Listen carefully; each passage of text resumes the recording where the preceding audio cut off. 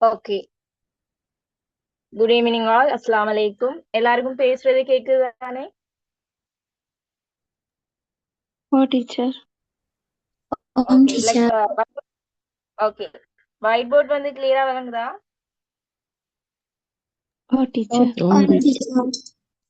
Okay. போன கிளாஸ்ல நாங்கம்மா எழுத்தியல் சம்பந்தமா பார்த்துட்டு சரியா? இதுல 27 வச்சிருப்பீங்க, அதே மாதிரி 26 பெச்சும் இருப்பீங்க, 28 பெச்சும் இருக்கீங்க. சரியா? போன கிளாஸ்ல நாம இலக்கண பகுதியில எழுத்தியல் சம்பந்தமா பார்த்தோம். அதோட எழுத்தியல வந்த பாஸ் பேப்பர் கேள்வி எல்லாம் செய்து போட்டிருந்தீங்க குரூப்ல. சரியா? இப்ப அடுத்த பகுதி பார்க்க போறோம், பதவியல். சரியா? அடுத்த இயல்ல இருக்கிற ஒரு தான் பதவியல். இந்த பதவியல்ல இன்னைக்கு நம்ம பதவியல் கொஞ்சம் விஷயம்தான். இந்த 1.5 மணித்தியால கிளாஸுக்குள்ள பதவியலை ஃபுல்லா பார்த்துட்டு அந்த கிளாஸ் முடிய நீங்க அதுல வந்த பாஸ் பேப்பர் கேள்விகளை எனக்கு தொகுத்து சென்ட் பண்ணீங்கன்னா சரி.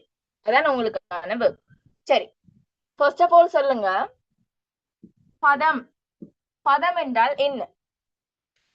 பதவியல்ல அந்த இயலை பிரிச்சால் பதம். பதம் என்றால் என்ன? சொல். பதம் என்றால் சொல். வேற? ஒரு எழுத்து அல்லது ஒரு எழுத்துக்கு மேற்பட்ட எழுத்துக்கள் சேர்ந்து வருவது. பதம் என்றால் ஒரு எழுத்துக்கு மேற்பட்ட எழுத்துக்கள் சேர்ந்து. ஓகே.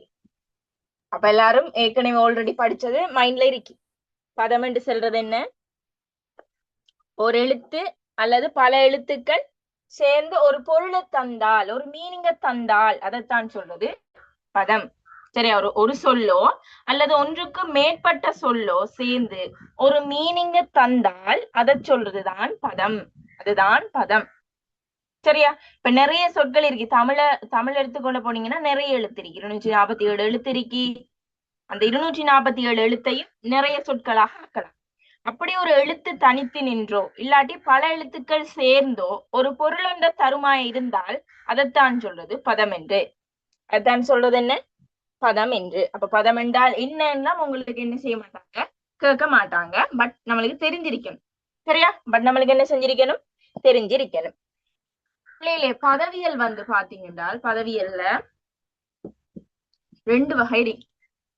ஒன்று பகுபதம், இன்னொன்று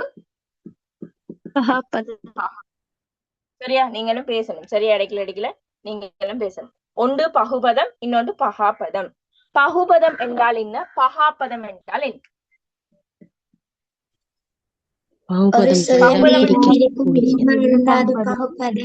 உறுப்புகளா பிரிக்க முடியாது. Very good. ஒரு சொல்ல வந்துமா பொருள் தரக்கூடிய கூறுகளாக பிரிக்க முடிஞ்சால் அதை சொல்றது பகுபதம். அதை சொல்றது என்ன? பகுபதம். இந்த பகுபதத்துல நிறைய கணக்கு விஷயங்கள் இருக்கு. அதே மாதிரி பகாபதம். பகாபதம் என்று சொல்றது ஒரு சொல்ல நாம பிரிக்கும் போது மீனிங்லெஸ்ஸா இருந்தால், பொருத்தல முடியுமான கூறுகளாக நம்மளால பிரிக்க முடியாம இருந்தால் அதை சொல்றது பகாபதம் என்று. சரியா? இந்த பகுபதம் பகாபதங்களையும் நிறைய டைப்பானது என்ன செய்யுது இருக்கு. இப்போ ஃபர்ஸ்ட் நாம பகுபதத்தை பாக்குறதுக்கு முன்னாடி பகாபதத்தை ஒருக்கா பார்ப்போம். சரியா? பகாபதத்தை பார்ப்போம். சரியா? இதுல போடுறேன். பகாபதம் என்னன்னு சொன்னீங்க? ஒரு சொல்ல பிரிச்சா பொருள் தராதுன்னு சொன்னீங்க. அதுலயும் 4 வகையான டைப் இருக்கு. சரியா? பெயர் பகாப்பதம், உரிப்பகாப்பதம், வினை பகாப்பதம், இடைப்பகாப்பதம் என்று 4 வகையா இருக்கு. சரி, பகாப்பதம் என்றால் நல்லா நோட் பண்ணி வச்சுக்கோங்க. ஷார்ட் நோட்ஸ் எடுத்து வச்சுக்கொள்ளுங்க, உங்களுக்கு யூஸ் ஆகும் ஃபைனல் டைம்ல. சரியா? ஒரு சொல்ல வந்து நாம மேலும் பொருள் தரக்கூடிய உறுப்புகளாக பிரிக்க முடியாம இருந்தால், அப்படி பிரிக்கும் போது பொருள் தராட்டி அதுதான் பகாப்பதம். இப்ப நான் உதாரணத்துக்கு ஒரு இது சாரேன். இலங்கை. இத பிரிச்சு காட்டுங்க பாப்போம். இது எப்படி பிரிப்பீங்க இலங்கைய? அது பிரிக்க இயலாது. இப்ப இப்படி பிரிக்கலாமா? இல சக சக கையெண்டு பிரிக்கலாமா? பிரிச்சா இந்த இலக்கு எதுவும் பொருள் இருக்கா? இங்கனாக்கு எதுவும் பொருள் இருக்கா? கையனாக்கு எதுவும் பொருள் இருக்கா? இருக்கா? இல்ல டீச்சர். ஓ, அப்ப இப்படி பிரிச்சால் நம்மளுக்கு பொருள் தர முடியாம இருக்கிறதான் வந்து பகாப்பதம். அதுலயும் 4 வகை இருக்குன்னு சொன்னேன். இது வந்து இலங்கைங்கிறது என்ன பெயர்? ஒரு பெயரா இல்லையா? பெயர். இலங்கை பெயர். அப்ப இதை சொல்றது பெயர் பகாப்பதம். ஒரு பெயர் தானே, அப்ப இதை சொல்றது பெயர் பகாப்பதம். விளங்குதா? பெயர் பகாப்பதம். அதே மாதிரி வினை பகாப்பதமும் இருக்கு. இப்ப பாருங்க, நட, வா, சிரி. இத பிரிச்சு காட்டுங்க. இத மேலும் பொருள் தாரமாய் பிரிச்சு காட்டுங்க பாப்போம். மேலும் பிரிக்கேலாத. கேளாது. அப்ப இது என்ன? இதெல்லாம் என்ன? சிரி, வா, நட, போ, இதெல்லாம் என்ன பிள்ளைகளே? என்ன சொற்கள்? வினை சொற்கள். அப்ப வினை சொற்கள். இது பகாப்பதமாகவும் இருக்கு. அப்ப ரெண்டையும் சேர்த்தா என்ன பகாப்பதமா வரும்? வினை பகாப்பதம். சரியா? அதே மாதிரி அடுத்த வகை வந்து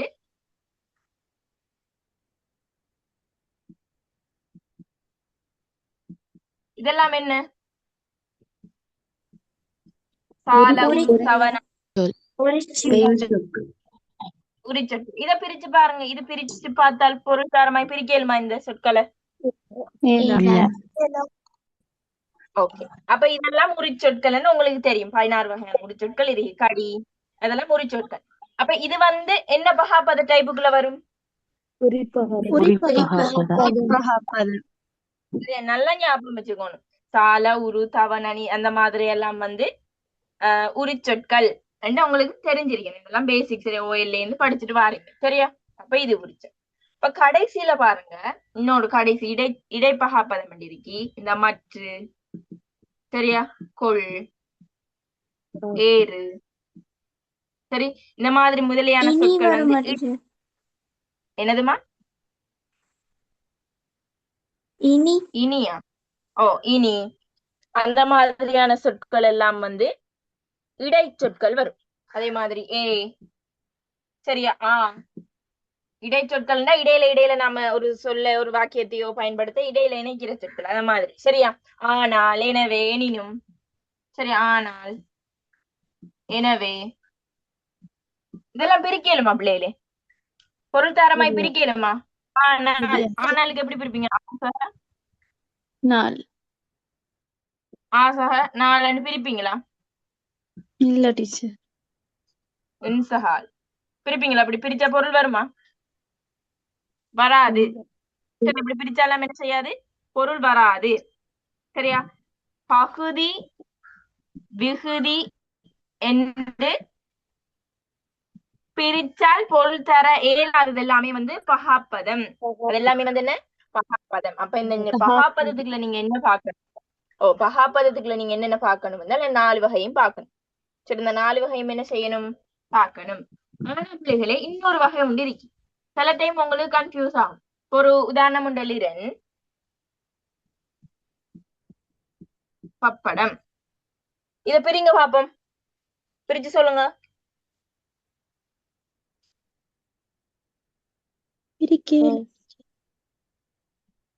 பிரிக்கேலும். பிரிச்சு சொல்லுங்க பாப்போம்.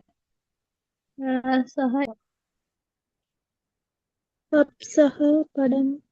பப்சக படம். சரியா? பப்சக படம், பப்படம் என்று வரும். இதுல பிள்ளைகளே, படம் என்கிறதுக்கு பொருள் இருக்கியா இல்லையா? படம் என்கிறதுக்கு பொருள் இருக்கு. பப் என்கிறதுக்கு எதுக்கும் மீனிங் இருக்கா? இல்ல. அப்ப இது வந்து பகாப்பதமா பகுபதமான்னு கேட்டீங்களா? இது பகாப்பதம் தான். ஒரு சொல்லுக்கு மட்டும்தான் நீங்க பொருள் இருக்கி. இது வந்து ஓசைகிறது. பப் சும்மா ஓசைக்கிறது தான் இருக்கு. இதுல பொருள் இல்ல. இதுக்கு என்ன பொருள் இல்ல. இப்படி வாரதுகளும் என்ன? பகாப்பதம் தான். வாரதும் என்ன? பகாப்பதம் தான். சரியா? அதே மாதிரி ஓரெழுத்து சொற்கள். ஓரெழுத்து சொற்கள் தெரியும் தானே? தீ, வா, கை, போ, நீ, சரியா, தை, இதெல்லாம் ஓரெழுத்து சொற்கள். ஆ, ஈ, இதெல்லாம் ஓரெழுத்து சொற்கள். இதை நாம பிரிக்கலுமா? ஓரெழுத்து சொற்களையும் நம்ம மேலும் பொருள் தர பிரிக்கலுமா? இயலாது. இதெல்லாமே வந்துமா? ஓகே, இதெல்லாம் வந்து பகாப்பதம் அதுக்குள்ளதான் வரும் இவ்வளவு. சரியா? அதுலயும் பெயரை குறிச்சா பெயர் பகாப்பதம், வினை சொல்ல குறிச்சா வினை பகாப்பதம், இடைச்சொல் இருந்தா இடைப்பகாப்பதம், உரிச்சொல் இருந்தா உரி பகாப்பதம். சரியா? பகாப்பதம் ஓகேவா? கிளியரா? Clear, teacher. அடுத்தது பகுபதம். சரியா? இதுக்கு ஆப்போசிட் ஆனதுதான் என்ன? பகுபதம். பகுபதம் என்று சொல்றது வந்து ஒரு பொருளை வந்து பகுதி விகுதி எங்க பிரிக்க இயலும். சரியா? சரியா? பகுதி விகுதி என்று பொருள் தரக்கூடிய மாதிரி பிரிக்கக்கூடியது எல்லாமே வந்து என்னையாம் பகுபதத்துக்குள்ள வரும். இந்த பகுபதத்துல 6 உறுப்புகள் இருக்கு. 6 உறுப்புகளும் கட்டாயம் தெரிஞ்சிருக்கு. 6 உறுப்புகள் இருக்கு. 2 உறுப்புகள் இருந்தாலே அது பகுபதமாக ஏற்றுக்கொள்ளப்படும். பகுதியும் விகுதியும் இருந்தாலே அது பகுபதம் தான். கட்டாயம் 2 உறுப்புகள் இருக்கணும். சரியா? கூடியது 6 உறுப்புகள் இருக்கலாம். 6 உறுப்பும் இருக்கலாம். ஆனால் கட்டாயம் 2 உறுப்புகள் இருந்தால் அது பகுபதமாக என்ன செய்யப்படும்? ஏற்றுக்கொள்ளப்படும். சரியா? அப்ப பகுதி என்றால் என்ன, விகுதி என்றால் என்ன அப்படின்னு 6 வகையான உறுப்புகளை தான் நீங்க என்ன செய்யணும் இந்த சாப்டர்ல பாப்போமா?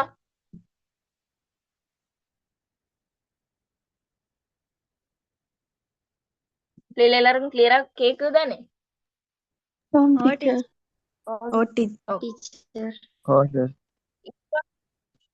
இப்ப முதலாவது பார்க்க போறது நோட் பண்ணி வைங்க. சரியா? இன்னொன்று பிள்ளைகளை இன்னொன்று சொல்ல விரும்புறேன். இப்ப கிளாஸ்ல படிக்கிறது, நான் படிச்சு தரத வாய் பார்த்துட்டு இருக்கிறது மட்டும் இருக்க கூடாது.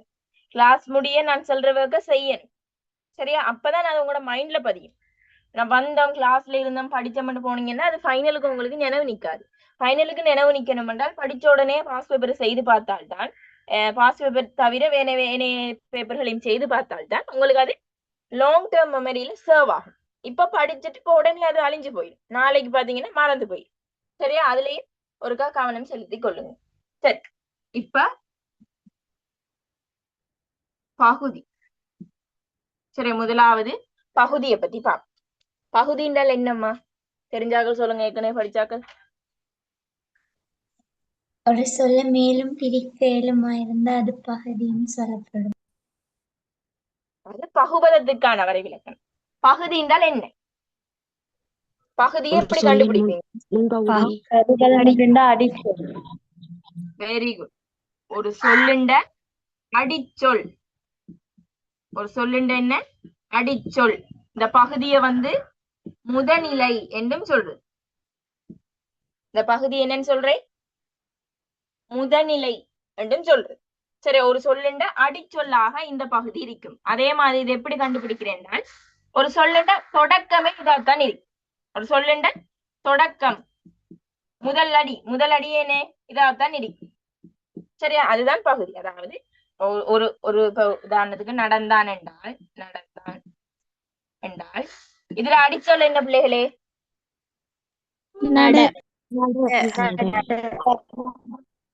இந்த நடங்கிறது லாஸ்டாவா இருக்கி? ஃபர்ஸ்டாவா தானே? முதலாவதே இருக்கலாம். இதனாலதான் முதல்ல இந்த தொடக்கத்திலேயே அது இருக்கும். அதே மாதிரி அதுல அடிச்சொல்லாகவும் என்ன செய்யப்படும்? காணப்படும். சரியா? இப்ப இதுதான் சொல்றது பகுதி. இதுதான் என்ன சொல்றது? பகுதி. அப்ப பகுதியை நீங்க எப்படி கண்டுபிடிக்கணும் என்றால் நோட்ஸ் பாயிண்ட் பண்ணி வச்சுக்கொள்ளுங்க. ஒன்றுட அடிச்சொல்லா இருக்கும். பெரிய நோட்ஸ் எல்லாம் உங்களுக்கு தேவையில்லை. இப்படி நோட் பண்ணி வச்சிருந்தாலே போதும். சரி, ஒன்றுட அடிச்சொல்லா இருக்கும். அதே மாதிரி ஃபர்ஸ்ட் தொடக்கத்துல இருக்கும் பகுதியை வந்து முதல்நிலை என்றும் சொல்றது. பகுதி என்றே முதல்நிலை என்றும் சொல்றது. சரியா? இப்ப நான் உதாரணம் தாரேன், அதுக்கு டக்குன்னு சொல்லுங்க. சரி, ஓடுதல். இதுல பகுதி என்ன?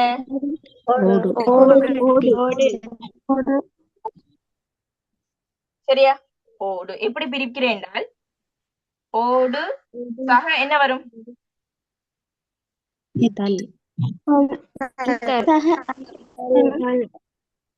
அல் வருமா? அல் வருமா? எப்படி வரும்?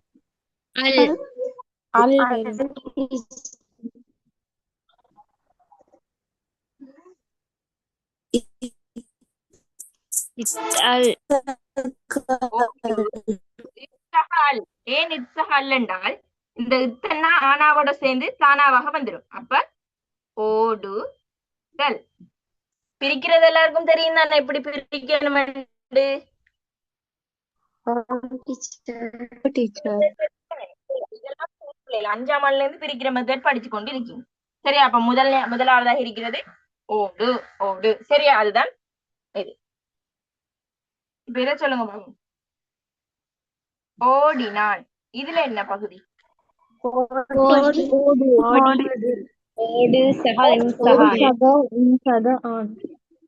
ஓடியா வரும், ஓடா வரும்? ஏண்டாமா இந்த பிரிக்கும் போது அடிச்சொல்ல பார்க்கணும். இதுல வினை சொல்லுண்டு அடிச்சொல் என்ன? ஓடுதான். அதுதான் பிறகு ஈனாவா திரிவடைஞ்சு ஓடினான்னு வந்துருக்கு. இதை நீங்க பிரிச்சு பாத்தீங்கன்னா ஓடு என்னன்னு வரும்?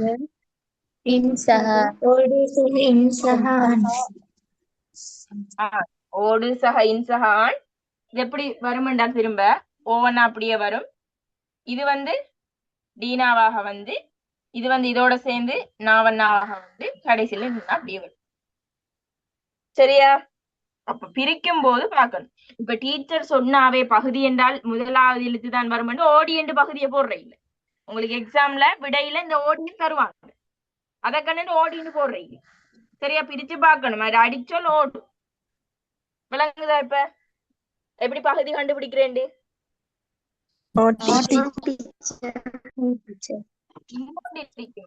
உங்களுக்கு எக்ஸாம்ல கேட்பாங்க, நீங்க பாஸ் பேப்பரை பார்த்திருந்தா தெரியும். பகுதி விகாரப்பட்டு புணர்ந்த சொல் என்று கேட்பாங்க. என்ன கேட்பாங்க? பகுதி விகாரப்பட்டு புணர்ந்த சொல். சரியா? பகுதி விகாரப்பட்டு என்றால் விகாரம் என்றால் என்னன்னு சொல்லி தந்திருக்கேன் புணர்ச்சி கிளாஸ்ல. விகாரம் ஒரு எழுத்து இன்னொரு எழுத்தாக மாறலாம், இல்லாட்டி ஒரு எழுத்து தோன்றலாம், இல்லாட்டி ஒரு எழுத்து கெடலாம். சரிதானே? ஓ, விகாரம் என்றால் மாற்றம் அடைகிறது. விகாரம் என்றால் கொமனான பொருள் என்ன? மாற்றம் அடைகிறது.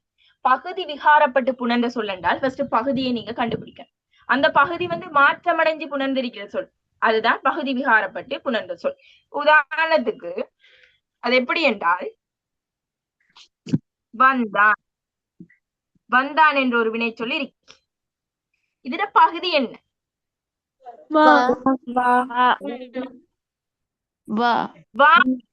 பிள்ளைகளே, அதுட வினை அடி. அடிச்சொல் என்ன? வா. ஆனால் இதுல என்னன்னு வந்திருக்கு?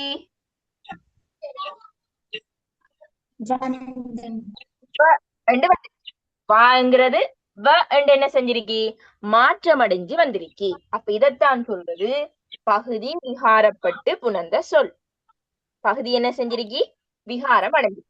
இதே மாதிரி பிள்ளைகளே நிறைய உதாரணம் இருக்கு. சரியா? செத்தான். செத்தான் என்பதன் அடிச்சொல் என்ன? சாத்தான் வரணும். ஆனால் என்ன செஞ்சிருக்கி?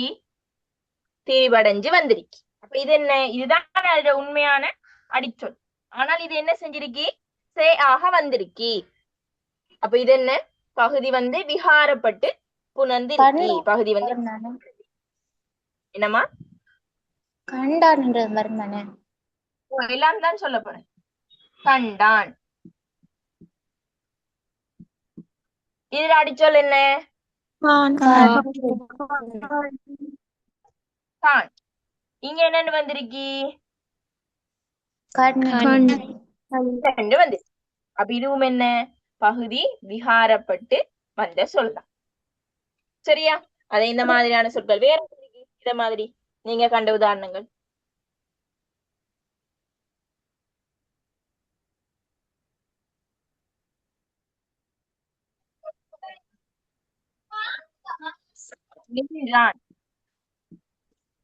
இதுல பகுதி என்னம்மா?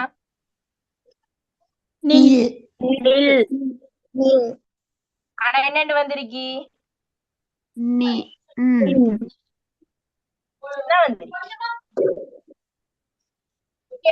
அப்ப இந்த மாதிரி எல்லாம் வந்து பகுதி வந்து விகாரப்பட்டு புணர்ந்த சொல். அப்ப அதுல நோட் பண்ணி வச்சுக்கொள்ளுங்க. பகுதி விகாரம். சரியா? பகுதி வந்து விகாரப்பட்டு புணரும் சொற்களுக்கு உதாரணம் போட்டு நீங்க எக்ஸாம்பிளா என்ன செஞ்சு கொள்ளுங்க, நோட் பண்ணி வச்சு கொள்ளுங்க. அடிக்கடி பார்க்கும்போது அது மறக்காம இருக்கு. உங்களுக்கு கேள்வி இப்படித்தான் வரும். பின்வருவனவற்றுள் பகுதி விகாரப்பட்டு புணர்ந்த சொல் என்று அஞ்சு விடையை போடுவாங்க. சரி, அதுல சரியானதை பார்த்து நீங்க என்ன செய்யணும், கண்டுபிடிக்கணும். அதுக்கு பிரிச்சு பார்த்து கண்டுபிடிக்க தெரிஞ்சிருக்கணும். சரியா, விளங்கிட்ட? இது ஓகேவா? பகுதி விகாரப்பட்டு புணர்ந்த சொல் ஓகேவா? Okay teacher. இல்ல எதுவும் டவுட் இருக்கா பிள்ளைகளே? டவுட் இருந்தா உடனே கேட்கலாம். நம்ம ஒருக்கா சொல்லவா? நம்ம ஒருக்கா சொல்லுங்க.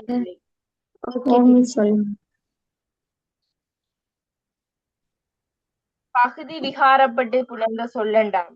இங்க பாருங்க, இதுல பேஸ் சொல் மாறுபட்டிருக்கும். சரியா, பேஸ் சொல் மாறுபட்டிருக்கும். இப்ப இன்னொரு உதாரணம் இதெல்லாம் அளிக்கிறேன். சரியா, இப்ப நடந்தான் என்ற ஒரு சொல் இருக்கு. இதுல அடிச்சொல் என்னன்னு சொல்லுவீங்க?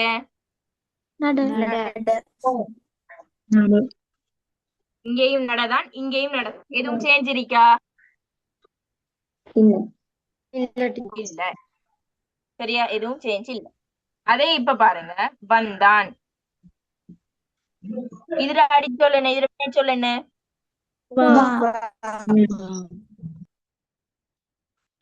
இதுல என்ன? ரெண்டும் ஒரே மாதிரியா இருக்கி? இல்ல. வேறுபட்டு இருக்கு. அப்ப இதுதான் பகுதி விகாரப்பட்டு புணர்ந்த சொல். அப்ப இதுதான் என்ன? பகுதி விகாரம் அடைஞ்சு புணர்ந்த சொல். அதே மாதிரிதான் கண்டான். அதுல கண்ணன் இருக்கும். சொல் கான். அதே மாதிரி செட்டான். அதுல சே, ஆனா உண்மையானது சா. அதே மாதிரிதான் நின்றான். அதுல நின்னண்டு இருக்கும். ஆனா உண்மையானது நில். சரியா, ஓகேவா?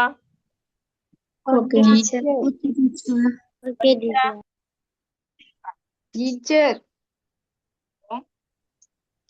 இப்ப சித்திரித்தான் வருவது டீச்சர். அதுல பகுதி சித்திரம். அப்ப இதுவும் அதுக்குள்ள வருமா டீச்சர்? விகாரம் அடைந்து புணர்றதுக்குள்ள என்ன சொல்? சித்திரித்தான். சித்தரித்தான். இத பகுதி என்ன? சித்திரம். பாருங்க, சித்தரித்தான் இல்ல சித்திரித்தான். சித்திரித்தான். ஓ,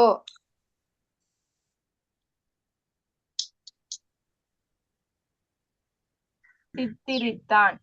ஓமா, சித்திரித்தான் சொல்லும் போது சித்திரத்தை அந்த மாதிரித்தான் வரும். இப்ப சித்திரித்தான் என்ன வரும்? சித்திரம் வரும்.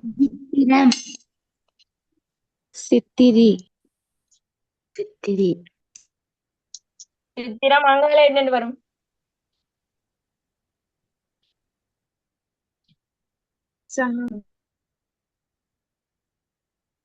இல்ல, இதுல குழம்புது.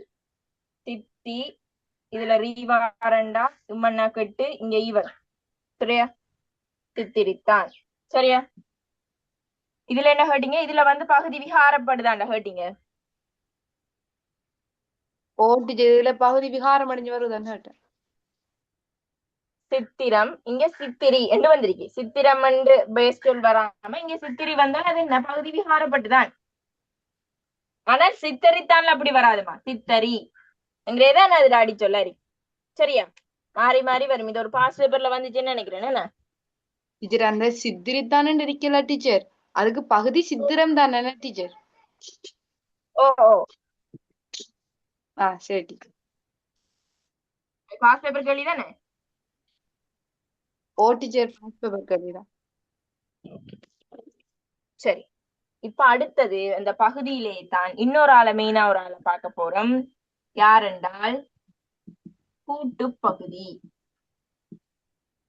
யாரு? கூட்டு பகுதி. சரியா, இந்த கூட்டு பகுதி எப்படி இருப்பாருன்னு பாப்போம். சரியா, இத சொல்றது கம்பவுண்ட் ஸ்டெம். நீங்க இங்கிலீஷ்ல படிச்சிட்டு இருப்பீங்க. கம்பவுண்ட் ஸ்டெம் படிச்சிருக்கீங்க. பஞ்ச் ஆஃப் பனானா படிச்சிருக்கீங்க அப்படி? அதே மாதிரி இது ஒரு விஷயம். கூட்டு பகுதி என்று சொல்றது பிள்ளைகளே, ரெண்டு பெயர் வார மாதிரி இருக்கும், ரெண்டு பகுதி இருக்கிற மாதிரி இருக்கும். சரியா? இப்ப நான் சொன்னேன் பகுதி என்றால் என்னன்னு சொன்னேன், முதலாவது அடிச்சொல் வார மாதிரி இருக்கும் என்று சொன்னேன். உதாரணமா ஒரு சொல் சொல்றேன், குருவி கூடு. இதுல பகுதி என்ன? டீச்சர் குருவி டீச்சர் நல்லா பாக்க. ஓ சொல்லுங்க. கூட்டு கூட்டு பகுதி என்றதும் கூட்டு பெயர் என்றதும் ஒன்றுதானே? கூட்டு பகுதியும் கூட்டு பெயரும் கிட்டத்தட்ட ஒன்றுதான். கூட்டு பகுதின்னு சொல்றது கூட்டு பெயர்மா ரெண்டு பெயர்கள் சேர்ந்து உருவாகிறதுதான் கூட்டு பகுதி. சாரி, கூட்டு பெயர். கூட்டு பகுதின்னு சொல்றது அப்படிதான், ரெண்டு பகுதிகள் சேர்ந்து உருவாகிறது. கூட்டு பெயரும் கூட்டு பகுதியும் கிட்டத்தட்ட ரிலேட்டடான ஒன்றுதான். சரியா? இங்க பாருங்க, குருவி என்கிறது ஒரு பெயர், கூடு என்கிறது ஒரு பெயர். சரியா? ஒன்று நான் சொன்னேன் பகுதி விகுதி என்று நிறைய விஷயங்கள் இருக்கு. சரியா? இப்ப நாம குருவியை எடுத்தால் இது என்ன? இது என்னன்னு எடுக்கிறேன்? இது என்னன்னு எடுக்கிறேன்? விகுதியாக நீங்க இதை சொல்ற இது என்னன்னு எடுக்கிறேன்? விகுதி என்று எடுக்கிறேன். இது விகுதியா? இல்ல, இதுவும் பகுதிதான். அப்ப ரெண்டு பெயர் உடனே இதுக்கு பெயர் வைக்கணும், கூட்டு பகுதி. இதுதான் என்ன பிள்ளைகளே? கூட்டு பகுதி. பாருங்க, ரெண்டு பேர் இருக்கு. அதே மாதிரி ஆட்டுக்குட்டி. சரியா? முன்னேறு. சரி, இதுல எல்லாம் பாருங்க, இதெல்லாம் கூட்டு பகுதி. உங்களுக்கு எக்ஸாமுக்கு வருது, முன்னேறு. சரி, சேர்த்தும் வரும், அது பிரிச்சும் வரும். சரியா? வேற என்ன இந்த மாதிரி கூட்டு பகுதிகள் இருக்கு? கைவிடு. சரியா? கைவிடு. இந்த கைவிடுல எது பகுதியா எடுப்பீங்க நீங்க? பிரிக்கலுமா இத? கை விடு என்று பிரிக்கலாம். ஆனால் இது ரெண்டுமே என்ன? பெயர். அப்ப இது ரெண்டுமே பகுதிக்குள்ளதான் வரும். ரெண்டுமே பெயர், ரெண்டுமே பகுதிக்குள்ளதான் வரும். அதனால இதை சொல்றது கூட்டு பகுதி. சரி, அதனால இது என்ன சொல்றது? என்னம்மா?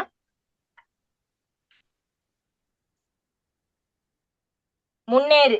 முன் சக ஏறு. முன் சக ஏறு. இது ஒரு இடைச்சொல், ஏறுங்கிறது ஒரு வினைச்சொல் வரும். இப்ப நீங்க கேட்டீங்களே கூட்டு பெயரும் இந்த கூட்டு பகுதியும் ஒண்டா மிஸ்ஸண்டு, இரண்டும் ஒன்று தானே? உங்களுக்கு தெரியும், கூட்டு பெயர்ல வந்து பெயரும் பெயர் சேர்ந்து உருவாகிறது இருக்கு, வினையும் பெயர் சேர்ந்து உருவாகிறது இருக்கு, அதே மாதிரி இடைச்சொல்லோட பெயர் சேர்ந்து உருவாகிற மாதிரி அப்படி எல்லாம் இருக்கலாம் வகைகள். அதுகெல்லாம் இதுக்குள்ள வரும். அதாவது கூட்டு பெயரை நீங்க கண்டீங்க என்றால் அதுதான் கூட்டு பகுதியாகவும் வரும். சரியா? அதுதான் என்ன? கூட்டு பகுதியாகவும் வரும். விளங்குதா? சரி, இப்ப இதை சொல்லுங்களா பாப்பா.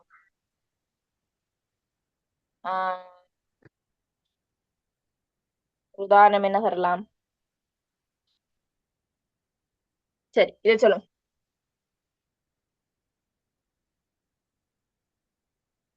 பூனை குட்டிகள்.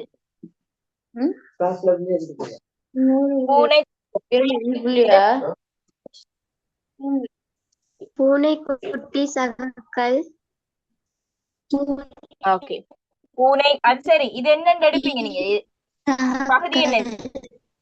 பூனை பூனையா? பூனை குட்டி வலத்தையும் சேர்த்து எடுக்கணும். கல்ல வெட்டிட்டு பூனை குட்டி. கூட்டு பகுதி. கூட்டு பகுதி. இப்பதானே சொன்னேன், ரெண்டு பெயரை கண்ணீங்க என்றால் ஆட்டோமேட்டிக்கா நீங்க ஒரு முடிவுக்கு வந்துடணும், கூட்டு பகுதி. சரியா? இப்ப இங்க கல் எப்படி வரும் என்றால், கல்லுங்கிறது விகுதி எதுக்குள்ள வரும், பன்மை விகுதி என்ற செக்ஷனுக்குள்ள வரும். சரியா? அதே மாதிரி இன்னொன்னு சொல்றேன்,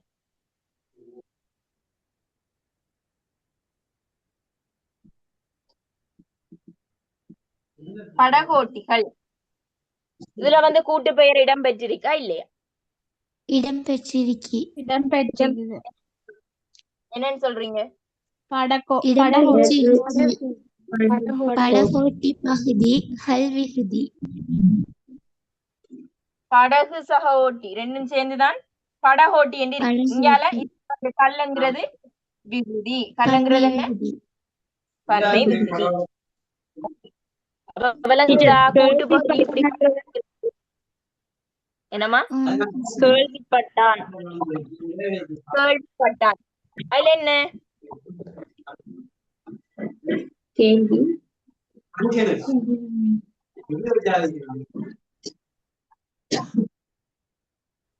இதுல என்ன? கேள்விப்படு கேள்விப்படு கேள்விப்படு. கேள்வி என்கிறது ஒரு பெயர், படு என்கிறது இன்னொரு வினை. சரி, அப்ப கேள்வி படு என்கிறது என்ன? கூட்டு பகுதி. சரி, கூட்டு பகுதி வினை என்பது. சரியா? கூட்டு பகுதி, கூட்டு பெயர் எல்லாம் வரும். கூட்டு பெயரும் கூட்டு பகுதியும் உண்டுதான். கிளியரா? இப்ப கூட்டு பகுதி எப்படி கண்டுபிடிக்கிற எக்ஸாமுக்கு? ஓகே, உங்களுக்கு கேள்வி வரும்.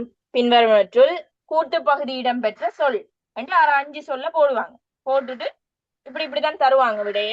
நீங்க என்ன செய்யணும்? கண்டுபிடிக்கணும். கண்டுபிடிப்பீங்களா நீ?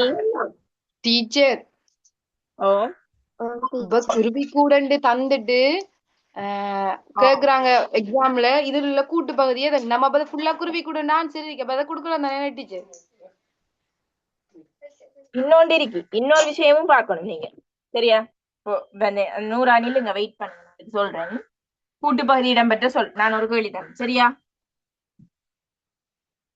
குருவி கூடு.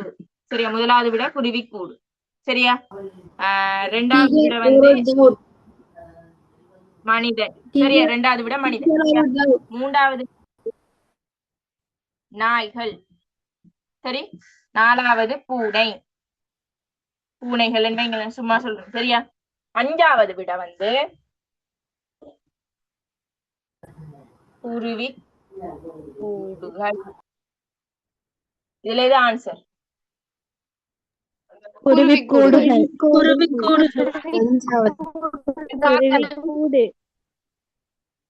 கல் என்ற விகுதி இங்க இருக்கு, ஆனால் இங்க குருவி கூடு என்று மட்டும்தான் இருக்கு. நல்லா விளங்கிக்கணும். அந்த கூட்டு பகுதி வந்து இன்னொருவோட சேர்ந்து வரணும். சரியா? தனியா இருக்கும் பொழுது அது தனியா விடையா வரலாம். ஆனால் இப்படி ஒரு விட எக்ஸ்ட்ரா அவங்களுக்கு தந்திக்கிறாங்கல்ல, இந்த விட தான் வரும். சரி, இந்த விட தராம இப்படி வெறும் குருவி கூடு பூனைக்குட்டி அப்படின்னு மட்டும் தந்திருக்காங்கன்னா அந்த விடையை சூஸ் பண்ணுங்க. வடிவ விடையை பார்க்கணும். இன்னொன்று இப்படி கல்விகுதி வாரமாய் தந்திருக்காங்களா என்று பார்க்கணும். சரியா? ஓகேவா நூறா? இப்ப இந்த டவுட் கேட்க வந்தீங்க நூறா? ஓ டீச்சர், இதைத்தாங்க வந்து விளங்கிட்டு. ஓகே, சரியா? அப்ப அது விடைகளையும் கொஞ்சம் பார்த்து நீங்க அவதானமா போடு. சரியா? கொஞ்சம் பார்த்து என்ன செய்யணும்? அவதானமா போட்டு பழக வேண்டும். சரி, அப்ப கூட்டு பகுதி ஓகே எல்லாருக்கும்? ஓகேவா? நெக்ஸ்ட் போமா? டீச்சர், ஒரு டவுட். சொல்லுங்க. டீச்சர், கூட்டு பேரும் கூட்டு பகுதியும் உண்டா?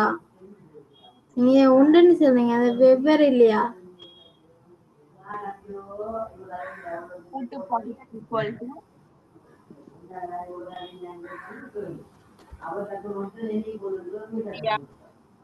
அது ரெண்டும் வெவ்வேறு இல்லையா டீச்சர்? வெவ்வேறு இல்ல, ரெண்டும் ஒன்றுதான். என்ன பேர் தான் வித்தியாசப்படுது. பகுதி என்றால் முதல் நிலையில வாராணி சொல், அதுல இங்க பேர் என்று வருது. இங்க இப்ப இத சொல்லுங்க பாப்போம். வானொலிகள். இதுல என்ன பயன்படுத்தப்பட்டிருக்கு? இதுல பகுதி என்ன? வானொலி. வானொலி என்பது என்ன? கூட்டு பகுதி. வான் சக ஒலிதான் வானொலி. ரெண்டு பெயர்கள் சேர்ந்து உருவாகிற கூட்டு பெயர். சரி, அப்ப கூட்டு பகுதியில வருது. அப்ப ரெண்டுமே ஈக்குவல் தான்.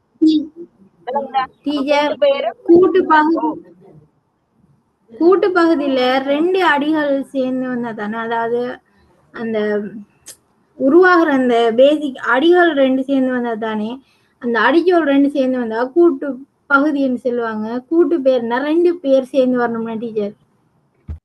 ஓ ரெண்டும் ஒன்றுதான். சரியா, குழப்பி கொள்ளாங்க. சரியா, ரெண்டும் ஒன்றுதான். அதிகள் வந்து ரெண்டு சேர்ந்து வந்த, அதாவது ரெண்டு பகுதி வந்தால் அது கூட்டு பகுதி, ரெண்டு பெயர் வந்தால் அது கூட்டு பெயர். சரி, அதான் ரெண்டுக்குள்ள உள்ள வித்தியாசம். பகுதி பெயர் அங்க அதுதான் மாற்றம் அடையுது. மற்றபடி ரெண்டும் வந்து ஒரே விஷயம் தான், ஒரே டாபிக் தான் சொல்லும். சரியா,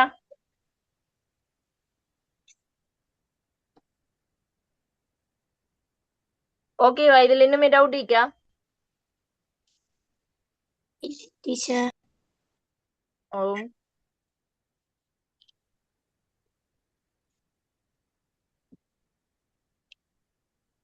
சொல்லுங்க.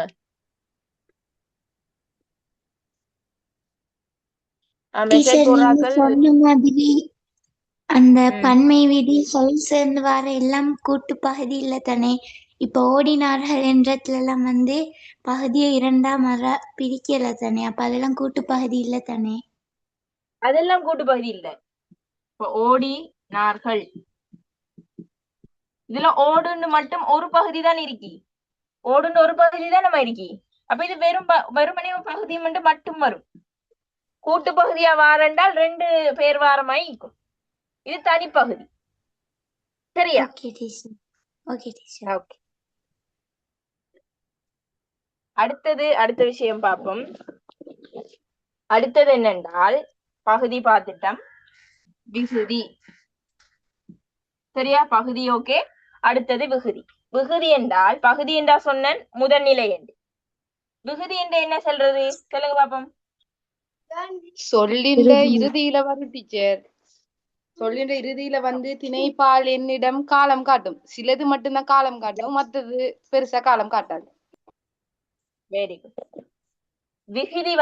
விகுதின்ற என்னன்னு பாத்தீங்கன்னா, ஒரு சொல்லுன்ற இறுதியில வரும், அதனால அது இறுதி நிலை என்று சொல்றது. இறுதியில வந்து அந்த ஆள் என்ன செய்வார் என்றால், எண், திணை, பால், காலம், வேற்றுமை, சரியா, அந்த மாதிரியான பொருள்களை எல்லாம் என்ன செய்யும்? உணர்த்தும். சரியா, திணை, பால், என்னிடம், வேற்றுமை, வினை, ஏவல், வியங்கோல் போன்ற பகுதிகள் எல்லாம் உணர்த்துறை தான் வந்து இந்த விகுதி. இந்த விகுதி என்றால் தான் அவர வேலை.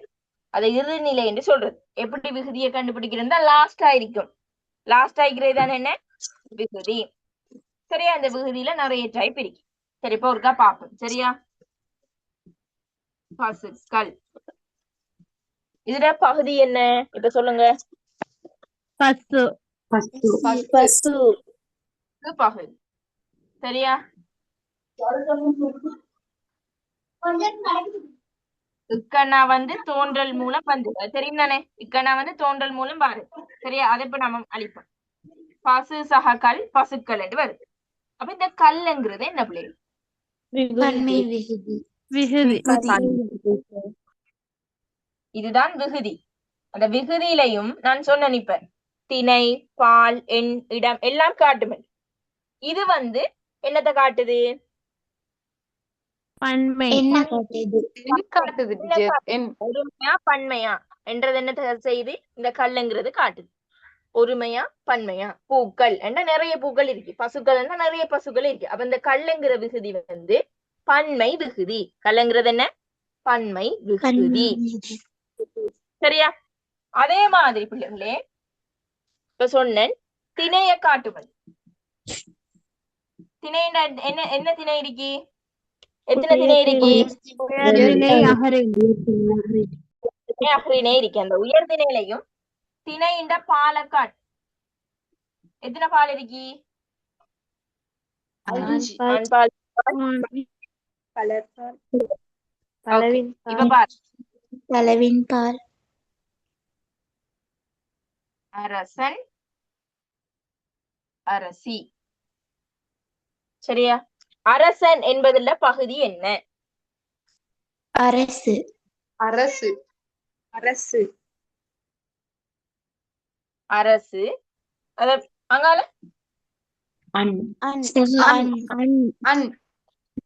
அண்ணு வந்துருக்கு. அப்ப இந்த அண்ணுங்கிறது என்ன? பால். பால். பால். இந்த பால் பால் கட்டுது. என்ன விகுதி? ஆண்பால். ஆண்பால் விகுதி. உயர்திணை ஆண்பால். உயர்த்திணை விகுதி. நார்மலா சரி. அரசியல் என்ன மாதிரி? அரசு சக இ.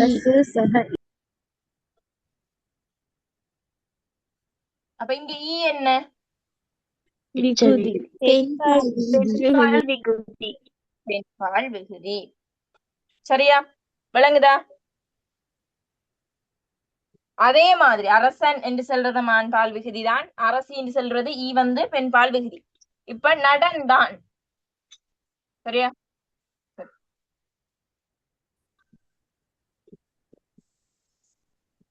இதுல பகுதி விகுதியை சொல்லுங்க. இப்ப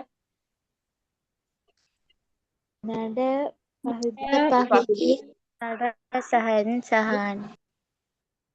ஆண்ங்கிறது விகுதி. அப்ப ஆண்ங்கிறதும் என்ன? ஆண்பால் விகுதி. ஆண்ங்கிறதும் ஆண்பால் விகுதி. சரி. அதே மாதிரி நடந்தாள் என்று சொல்லும் போது பெண்பால் விகுதி. ஆளுங்கிறது என்ன? பெண்பால் விகுதி. சரியா? அப்ப இதுகளை சொல்றது பெண்பால் உணர்த்துகின்ற விகுதிகள். இதெல்லாம் விகுதிகள். அப்ப நீங்க கேட்க கூடாது, டீச்சர் ஈனாக்கு நீங்க பொருள் சொன்னீங்களே, சரியா? ஈனாக்கு வந்து தனித்து வார எழுத்துக்கு பொருள் இல்லைன்னு சொன்னீங்களே, அரசு சக ஈண்டா இதுக்கு பொருள் இல்லையே மிஸ், அப்ப இது பகாபதத்துக்குள்ளதான பண்ணிட்டு கேட்பீங்க சில பேர். ஆனால் ஈனாக்கு ஒரு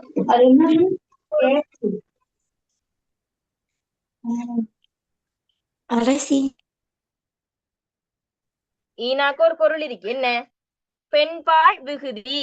பெண்பால் விகுதின்னு ஒரு மீனிங் இருக்கு. ஓமா இல்லையா? ஓகே.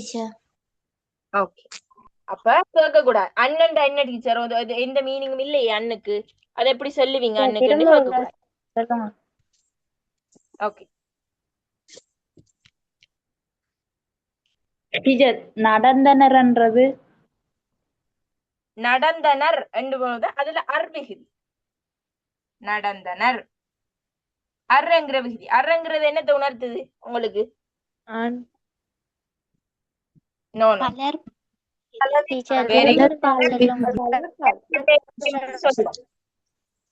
சரியா? நிறைய பேர் இருக்கும் போது என்ன செய்யறது? அந்த விஷயம் சொல்றது.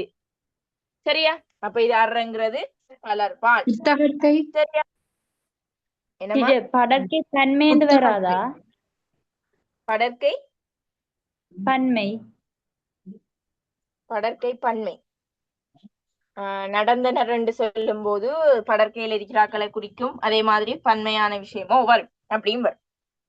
சரியா? இப்படி உங்களுக்கு பெருசா கேட்கறையில நான் ஒருக்கா தெரிஞ்சு வச்சுக்கொள்ளணுமே, அதுக்காகத்தான் நான் டீட்டெயில்ஸா சொன்னேன். சரி. அப்ப திணையையும் பாலையும் உணர்த்தும். சரி. அதே மாதிரி என்ன உணர்த்தும் பார்த்து பசு பசுக்கள்.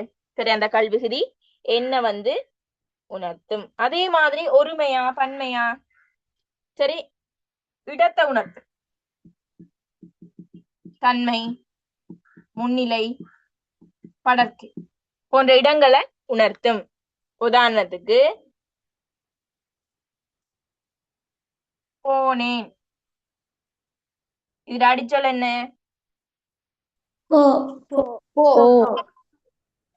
சரியா? விகுதி என்ன? ஏன் என்று என்னது சொல்லுது? போனேன், நான் போனேன் என்று சொல்லும்போது என்ன? தன்மை ஒருமை. தன்மை ஒருமை. நான் போனேன், நாங்கள் போனோம். போனோம் என்று சொல்லும் போது அங்க தன்மை பன்மை. சரியா? அப்ப இதெல்லாம் பேசி தன்மை ஒருமை தன்மை பன்மை இதெல்லாம் 3ஆம் ஆண்டு பிள்ளையை படிக்கிறேன். சரியா? நான் போனேன் என்று சொல்லும் போது நான் என்று சொல்றது தன்மையை குறிக்கும். அதே மாதிரி போனேன் சொல்லும் போது அது ஒருமையை குறிக்குது. தன்மை ஒருமை. அப்ப இடத்தையும் இதுல பன்மையா ஒருமையான குறிக்குது. சரி. இந்த மாதிரி அப்ப ஏன் என்று வந்தாலும் அது ஒரு விகுதி வருது. அப்ப இதுவும் ஒரு பகுபதம் தான். சரியா? விளங்கிட்டா? இடத்தை உணர்த்துது. வந்தேன், நடந்தேன், அப்படி வர எல்லாமே தன்மை ஒருமை தன்மை பன்மை அதுக்குள்ள வரும். சரி. அதே மாதிரி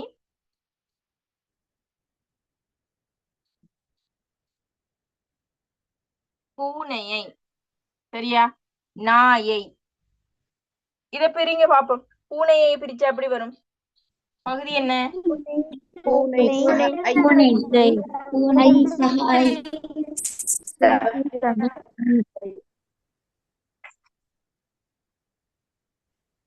சரியா? பூனை சகாய் பூனையை, நாய் சகாய் நாயை என்று வருது. இந்த ஐயன்னா என்ன பிள்ளைகளே? வேற்றுமை வேற்றுமை உறுப்பு. வேற்றும் என்ன செய்யும்? இந்த விகுதி வந்து வரும். வேற்றுமை உறுப்புகள் ஏற்றும் என்ன செய்யும்? இந்த விகுதிகள் வந்து வரும். அப்ப அதையும் நல்லா ஞாபகம் வச்சுக்கொள்ளணும். அப்புறம் கேட்கிற இல்ல டீச்சர், பூனைக்கு பொருள் இருக்கு, ஐயனாக்கு என்ன பொருள்? பொருள் இல்லையே. அப்ப அது பகாபதத்துக்குள்ள தானே வரும் என்று யோசிக்கிறீங்க. ஏண்டால் இதுக்கு ஐயனாக்கு ஒரு பொருள் இருக்கு. ஏன்? அது ஒரு வேற்றுமை உருவு. அதோட என்ன? வேற்றுமை உருவு. பேசுறது கிளியர் இல்லையா? எல்லாரும் மைக்க மியூட் பண்ணுங்க, அப்பதான் பேசுறது கிளியர் ஆயிடும். சரி சரி. அப்ப ஐயன்னா, ஆள், கு, இன், அது இந்த வேற்றுமை உருவுகள் இருக்குல்ல, அப்படி எல்லாமே வந்து விகுதியாக வரும். சரியா? இப்ப பாருங்க, வேற என்ன சொல்லலாம்? பூனையை, காட்டிற்கு வராதது சாரியைக்குள்ள வந்து இப்படி முடிகிற மாதிரி சொற்கள் வந்தால் அது என்ன அந்த செக்ஷனுக்குள்ள வருமா? சொல்லுங்க. தொல்லை என்று வரும்போது ஐ என்று தானே அப்ப முடியும். ஓ ஓ தொல்லை. அப்ப என்னது? தொல்லை. தொல்லை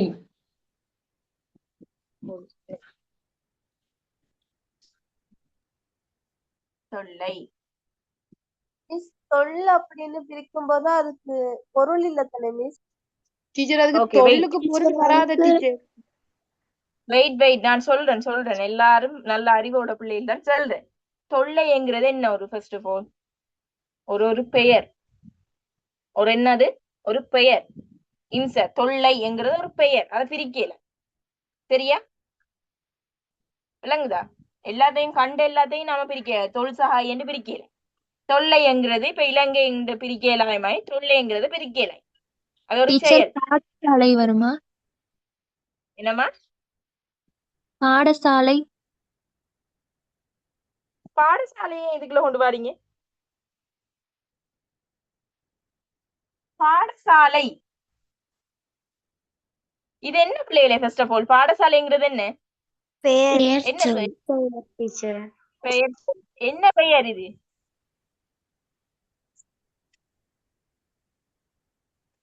என்ன பெயர்? கூட்டு பெயர். ஏன் கூட்டு பெயரை கொண்டு வந்து இதுக்குள்ள திணிக்கிறீங்க? நல்ல அறிவானாக்கு.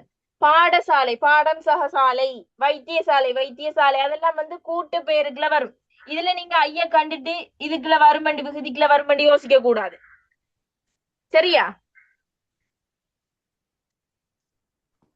டீச்சர், எல்லாரும் தொல்லைய பிரிக்க முடியும் தானே? தொன்மை சக ஐயன் வராதா? இல்ல, அது தொன்மை சகாயம் என்னண்டுமா? இல்ல டீச்சர், தொல்லைய பிரிச்சா தொன்மை சக ஐயன் வரும். ஜிபிடில பாத்தீங்களா? இல்ல ஸ்கூல்ல படிச்சது.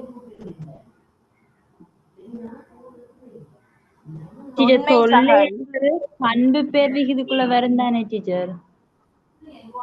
தொல்லைங்கிறது பண்பு பெயருக்குள்ள வருமை. புதுசா எல்லாம் இலக்கணம் சொல்றீங்க எனக்கு. இல்ல ஃபர்ஸ்ட் ஆஃப் ஆல் நில்லுங்க. அந்த டவுட் அப்படியே இருக்கட்டும். தொன்மை சக ஐ எனக்கு எப்படி தொல்லை என்று வருதுன்னு ஒரு எக்ஸ்பிளைன் பண்ணுங்க. அந்த சென்னால் மிஸ், தொன்மைண்டா பழையது தானே? ஓகே, பழைய தொல்லைக்கு வராது தானே? அதுதான்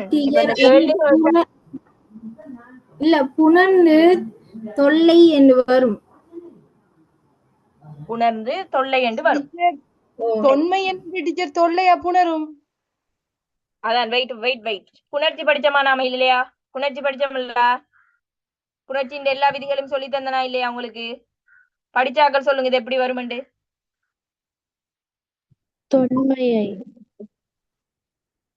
தொன்மையை என்றுதான் வரும். தொல்லை என்று வராது. இதுல ஒருபோதும் தொல்லை என்று வராது.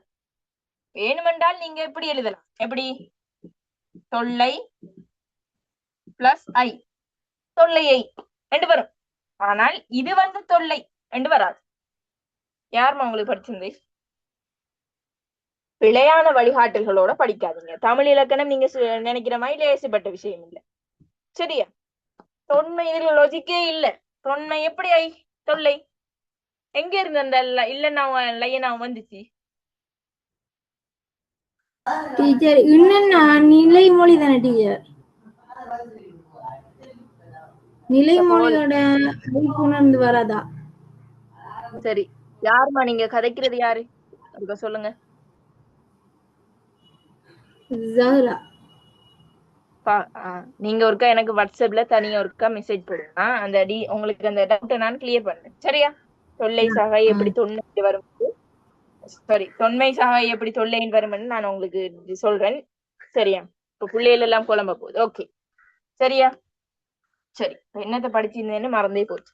சரி, என்ன பிள்ளைகளை படிச்சு தந்தேன் இப்ப கடைசியா என்ன சொல்லிட்டு இருந்தேன்?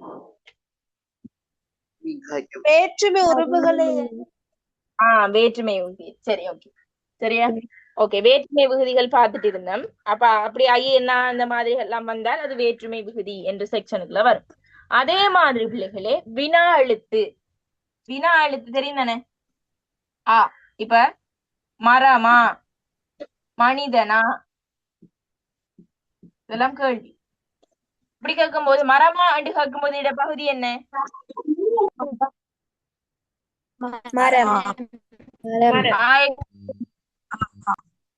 வினா எழுத்து. ஆங்கிறது என்ன? வினா எழுத்து. மனிதனா என்று கேட்கும் போது மனிதனா என்று கேட்கும் போது இதுல பகுதி என்ன? ஆங்கிறது என்ன? வினா எழுத்து. அப்ப சொல்லக்கூடாது ஆவண்ணாக்கு பொருள் இல்லையே என்று.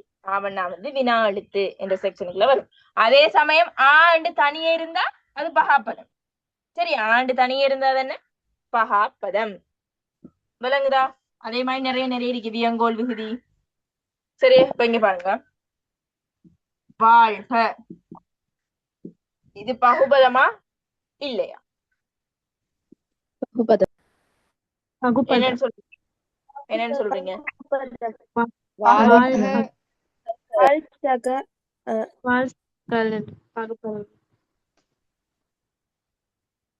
வாழ் சகக வாழ்க. சரியா? ஏன் தெரியுமா? கங்கிறது வந்து வியங்கோல் விகுதி. வியங்கோல் விகுதி, வியங்கோல் விகுதி இதெல்லாம் தனி சாப்டர்ல படிப்பீங்க. சரியா? இன்ஷால்லா அடுத்தடுத்த கிளாஸ்ல தனி சாப்டர்ல இந்த வியங்கோல் விகுதி வேற்றுமை எல்லாம் தனி சாப்டர்ல படிப்போம். சரியா? வியங்கோல் விகுதி என்றால் ஒரு வாக்கால வாழ்த்துறது, அவங்க இல்லாட்டி ஏசுறது, அந்த மாதிரியானதுக்கு பயன்படுறது. வாழ்க, வீழ்க, ஒளிக, நாசமாகுக, சரியா, விடை தருக, சரியா, அந்த மாதிரி செக்ஷன் எல்லாம் இதுக்குள்ள வரும். சரி, இப்ப இன்னொன்னு இதுக்கு சொல்லுங்க பாப்போம் கெட்டிக்கார பிள்ளையே.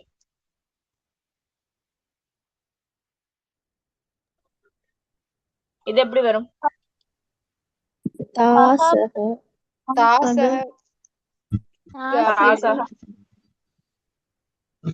தருக என்கிறதான் இருக்கு. இதுல பகுதி என்ன?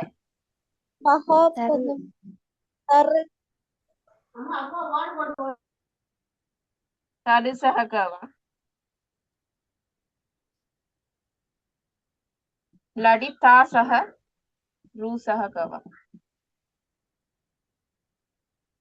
தாசக ரூசக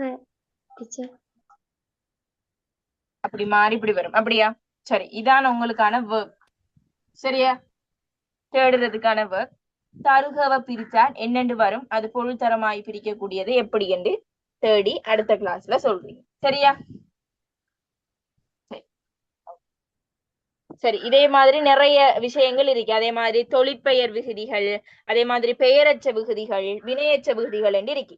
இப்ப பாருங்க, ஓடி, இது வந்து பகுபதமா பகாப்பதமா?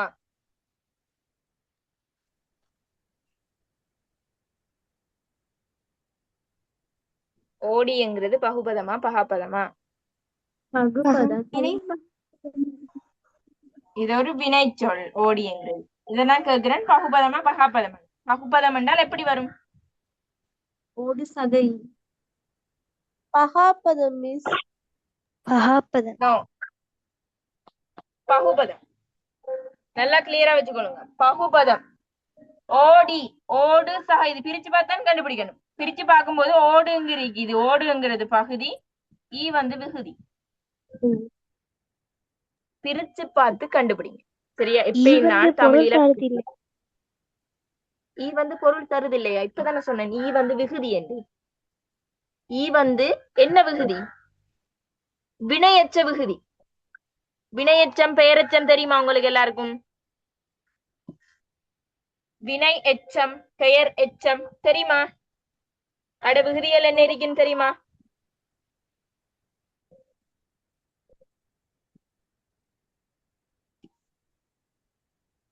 சொல்லிட்டே போறேனே.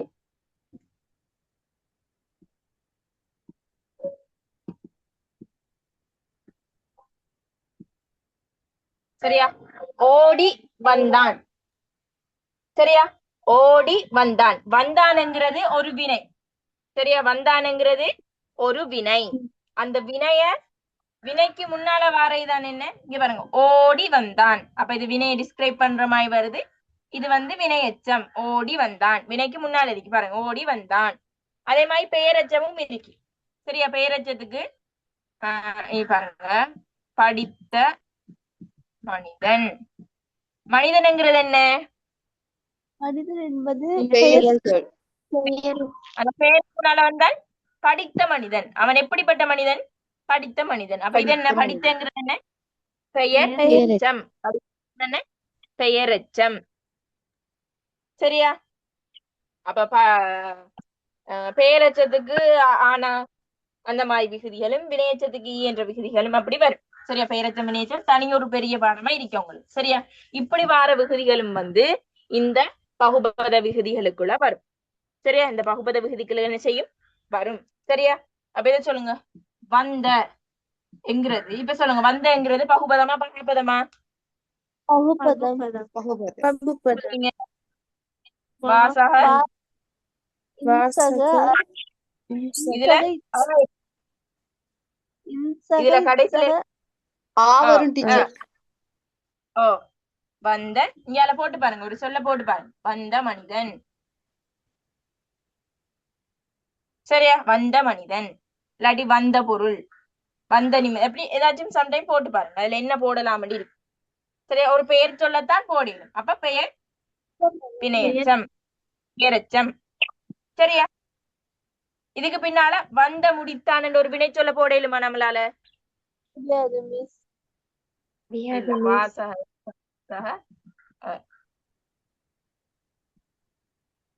சரியா? இது திரிபடைஞ்சு வரும் வந்த. சரியா? சரி, ஓகேவா? அப்ப விகுதிகள் வந்து இப்படித்தான் வரும். ஓகேவா? நீங்க கேட்டீங்கல்ல தருகைன்னு சொல்லி, அதுக்கு தாசக கேண்டு தான் டீச்சர், காவண்டு தான் வரும். ஏண்டா ஃபர்ஸ்டுக்கு வர பகுதி எப்பயும் ஏவலா தான் இருக்கணுமா? ஜெமினி சொன்னிச்சு. ஜெமினிட்ட கேட்டீங்க தமிழ. தாசக தருகன்னு வருதா?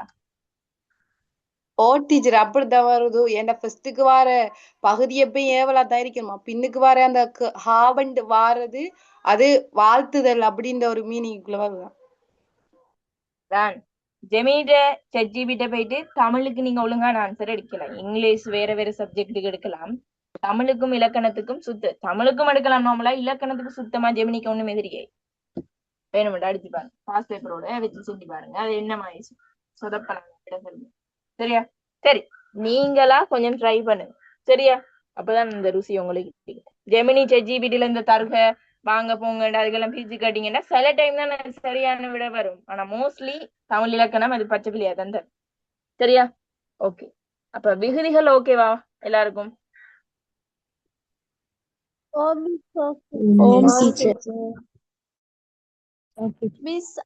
விகுதியில திணை சினை எச்சம் இதெல்லாம் வரும்போது அது வந்து பகுப்பதமா தானே மிஸ் இருக்கும். மாடு கலையா, இத பிரிங்க. மாடு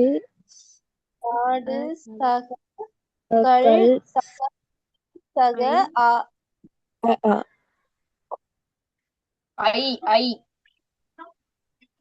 ஐசா இதெல்லாம் என்ன? இது வந்து பகுபதமா பகாபதமா?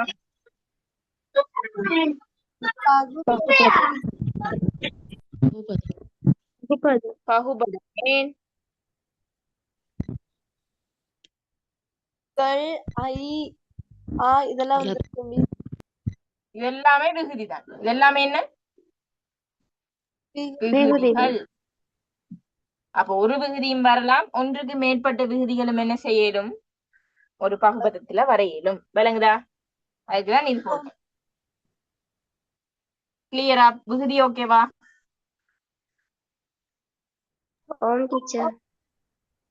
ஓகே. அடிக்கடி மைக் ஆன் பண்ணி வச்சிருக்காங்க, நான் கதைக்கிறது கிளியரா கேட்காது. சரியா? சரி, இப்ப ஒரு உதாரணம் தரேன், இதை சொல்லுங்க பாப்போம். கத்தியால், இதன் பகுதி விகுதி என்ன? கத்தி பகுதி ஆள் விகுதி. விளங்கிட்டா இப்ப? டீச்சர். என்ன விகுதி? ஆள் விகுதி. என்ன விகுதி? என்ன டைப் விகுதி? நான்காம் வேற்றுமை. அதெல்லாம் சொல்ல தேவையில்ல, வேற்றுமை விகுதின்னு சொன்னா சரி. வேற்றுமை விகுதி. கிளியரா? இந்த இது இப்படி இப்படி வந்தா கண்டுபிடிப்பீங்களா? டீச்சர்.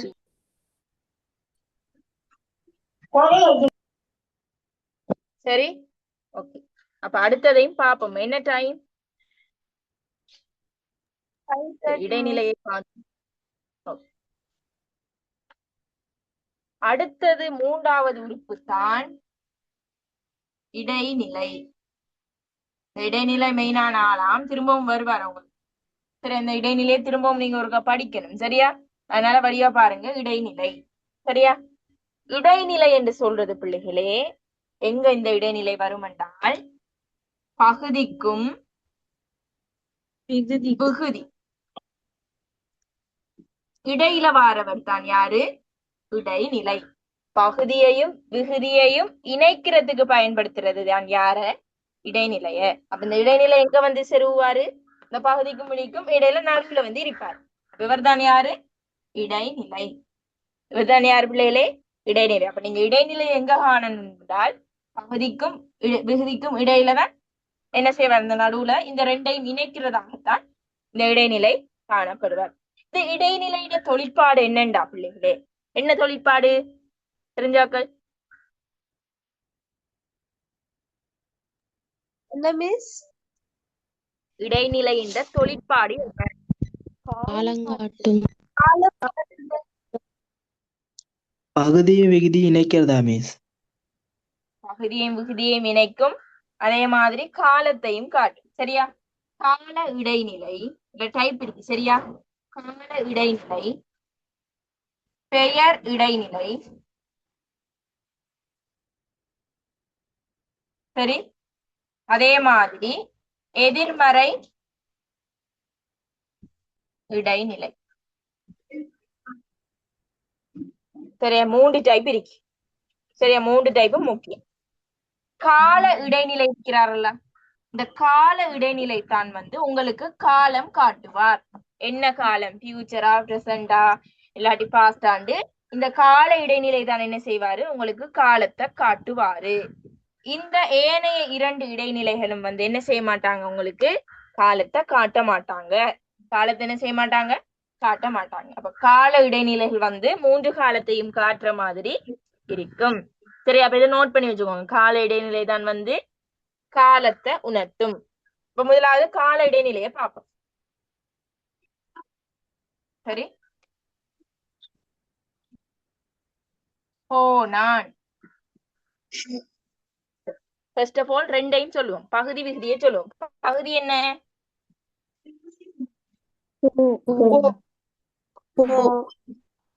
விகுதி என்ன?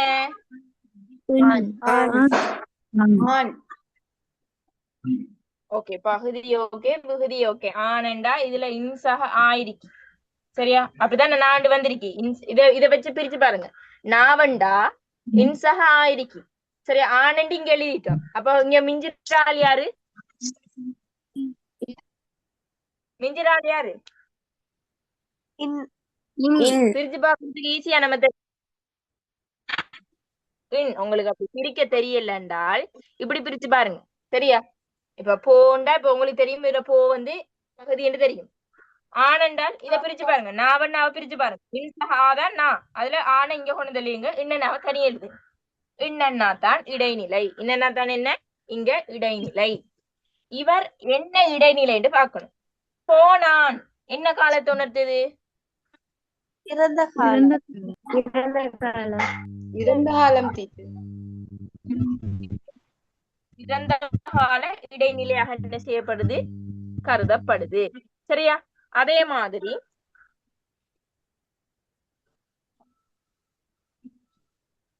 போகின்றான், இது என்ன காலத்துல இருக்கி? சரியா? உங்களுக்கு தெரியும் இந்த போ வந்து இது இதுல ஆண் வந்து விகுதியாக வரும். அப்ப இதுல என்ன இருக்கி?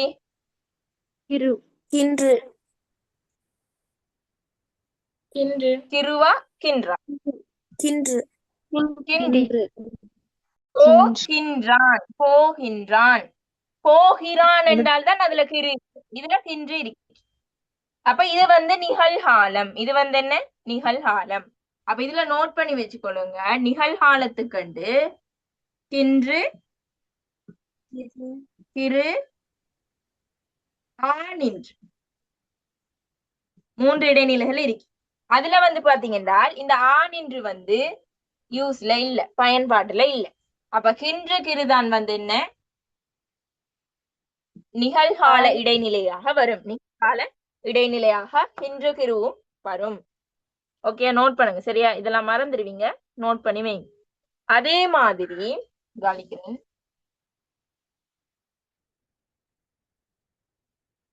இது நிகழ்காலத்துக்குரியது. அதே மாதிரி இறந்த காலம். இறந்த காலத்துக்கு பிள்ளைகளே என்னென்ன எழுத்துக்கள் வரும் என்றால் என்னென்ன எழுத்துக்கள் வரும்? இறந்த காலம்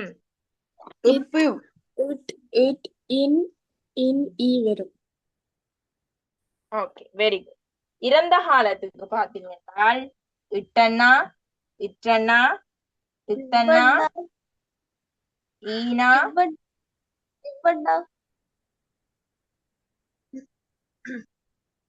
இந்த எழுத்துக்கள் அவளம்தான் இறந்த காலம். சரியா? இவன்னா என்னட்டு வரும்? எதிர்காலத்துக்கு. எதிர்காலத்துக்குள்ள தான் இப்பண்ணாவும் இவ்வண்ணாவும் வரும். நோட் பண்ணி வச்சுக்கோ. உண்டான், இட்டனால ஒரு உதாரணம் நோட் பண்ணுங்க. உண்டான், அதுல இட்டனா வருது. சரியா? படித்தான். சரியா? போனான். சரி, அந்த மாதிரி இந்த இவளம் வந்து இறந்த காலத்துக்குள்ள வரும். அதே மாதிரி செய்வான் இவ்வண்ணா, படிப்பான் இப்பண்ணா. பிரிச்சு காட்டுறேன். எதிர்காலம் செய்வான். செய் வந்து அடிச்சோம், ஆண் வந்து விகுதி. அப்ப உவனா தான் இங்க இருக்கு. சரியா? அப்ப இது வந்து எதிர்கால இடைநிலை, இறந்த கால இடைநிலை, நிகழ்கால இடைநிலை. இது மூன்றும் காலத்தை காட்டுற மாதிரி நீங்க அதை பிரிச்செழுதினீங்கன்னா சரி. இதுல எதுவும் டவுட் இருக்கா?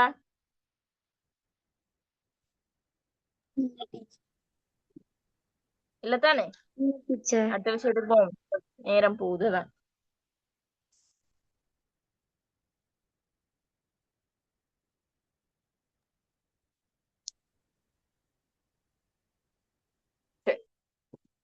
அடுத்தது பெயர் இடைநிலை. பெயர் இடைநிலை. பெயர் இடைநிலை என்று சொல்றதுமா ஒரு பெயருக்கு ஒரு பெயரை இணைக்கிற மாதிரி வாரைத்தான் பெயர் இடைநிலை. சரியா? பெயர் இணைக்கிற மாதிரி வாரைத்தான் என்ன? பெயர் இடைநிலை. இது மோஸ்ட்லி நீங்க கண்டுபிடிக்கிறது என்ன? சிம்பிளா இருக்கும். இப்ப பாருங்க, அறிஞன். அறிஞன்.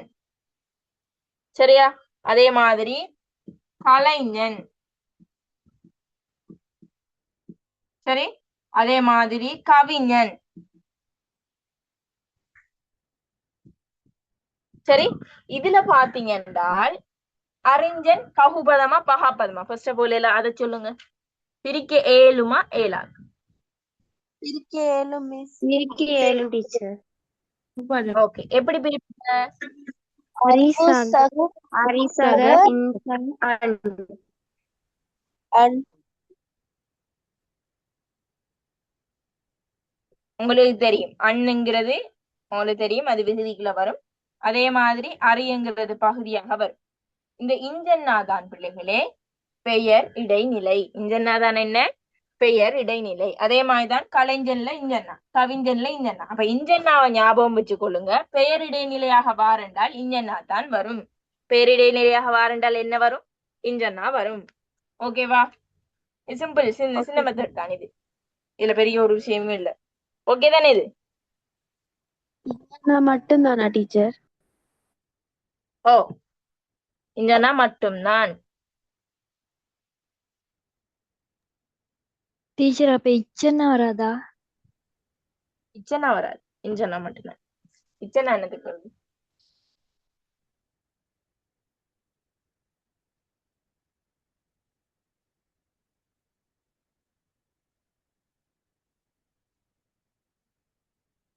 சரியா? சரி, இப்ப அந்த பிள்ளை கேட்டதால சொல்றேன். இன்னொரு உதாரணம் சொல்றேன். பொருணர். இதை எப்படி பிரிப்பீங்க?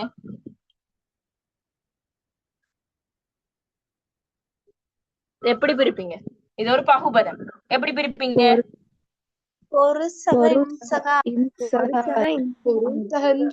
அப்படி அடிச்சுட்டு வரும். ஒரு சக இன்சக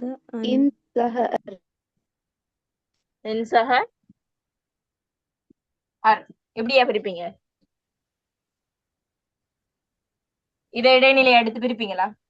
நோ. இது இப்படி பிரிக்கிறீங்க. எப்படி தெரியுமா வரும்? ஒரு சக நர் ரெண்டு தான் வரும். அதே மாதிரிதான் பெருநர், பெரு சக நர். சரியா? அதே மாதிரிதான் ஓட்டுநர், ஓட்டு சக நர்.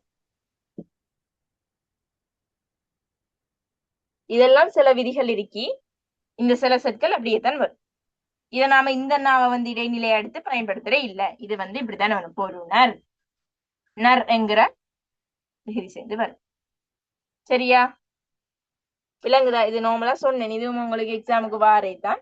இது பிரிக்கும் போது மாற்றம் இல்லாம இப்படிதான் பிரிச்சா அப்படிதான் வரும். உங்களுக்கு சம்டைம் கேட்டு வரலாம், பொருணர் என்பதை பிரித்து காட்டுக. 8ஆம் வினாக்கு சம்டைம் கேட்டு வரலாம். இல்லாட்டி பெருநருங்கிறத ஓட்டுநருங்கிறத பிரிச்சு காட்டுங்க என்று வரலாம். அப்ப இப்படித்தான் வரும். சரியா?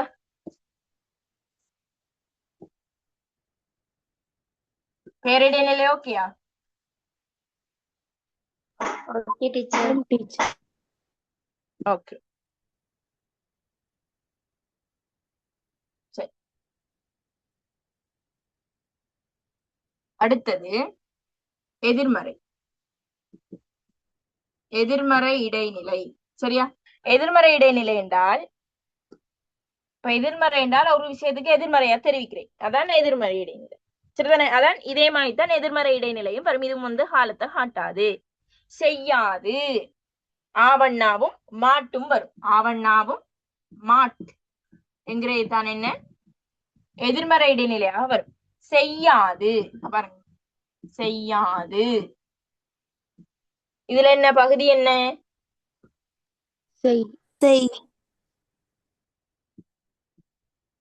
விகுதி? என்ன ஆது. சாரி, விகுதி என்ன?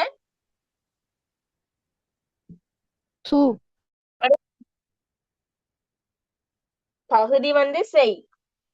இங்க ஆது இருக்கு, ஈசகா. இங்க தூ இருக்கு. என்ன வரும்?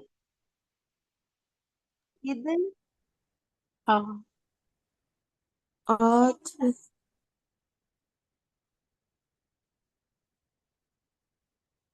எத்சஹா உண்டு வரும். சரியா? எத்சஹ ஊ என்று வரும். ஊனா வந்து என்னது? ஊனா வந்து என்ன? லூனா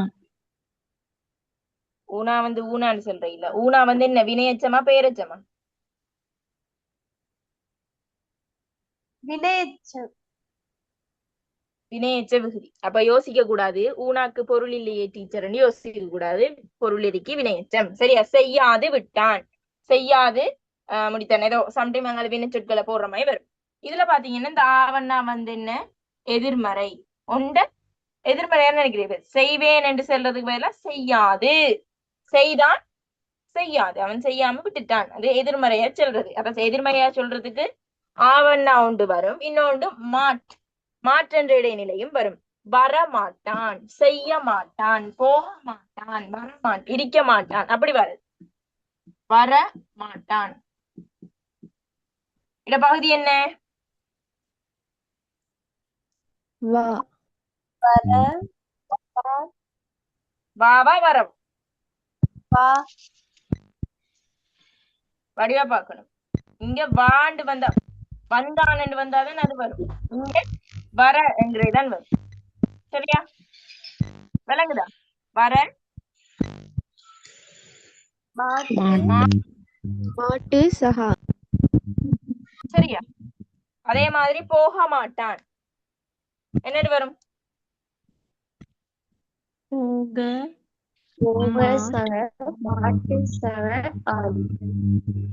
விளங்குதா? அப்ப இது வந்து எதிர்மறை இடைநிலை. விளங்குதா பிள்ளைல? அப்ப இதை ஞாபகம் வச்சுக்கோங்க. ஆவண்ணாவும் மாட்டும் வந்தா அது எதிர்மறை இடைநிலை. இப்படி பிரிச்சு பார்த்தா கண்டுபிடிக்க தெரிந்தால் ஓகே, உங்களுக்கு மார்க்ஸ் வரும். கிளியரா? ஓம் டீச்சர் கிளியர் எதுவும் டவுட் இருக்கா? இல்லை ஓகே, இன்னும் ஒரு 2 விஷயம் தான் இருக்கு. இன்னும் 3 விஷயம் இருக்குன்னு நினைக்கிறேன். சரியா? எதிர்நிலை சாரி. வரும். என்னது?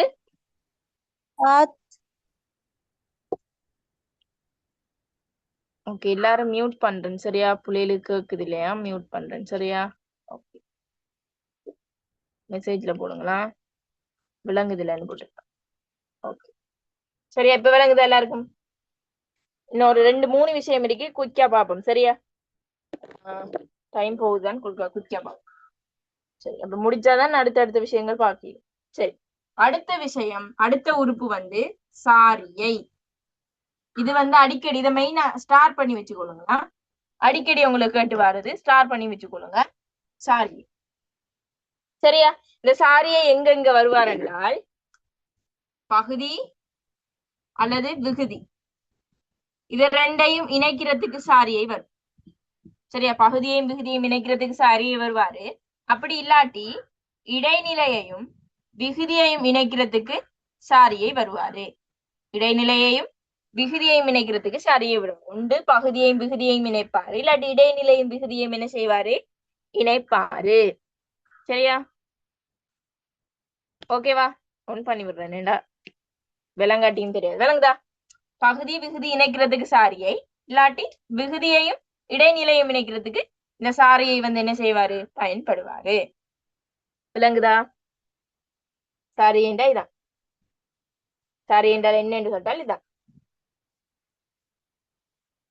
சரி, என்னென்ன சாரியை இருக்குன்னு பாப்போம். சரியா? அத்து சாரியை, அம் சாரியை, அன் சாரியை, இன் சாரியை. வேற என்ன சாரியை இருக்கு?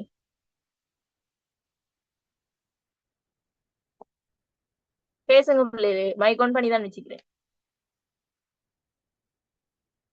அற்று சாரியை. சரியா? பேசே எழுதா எல்லாருக்கும்? மைக் ஆன் பண்ணது எழுதா?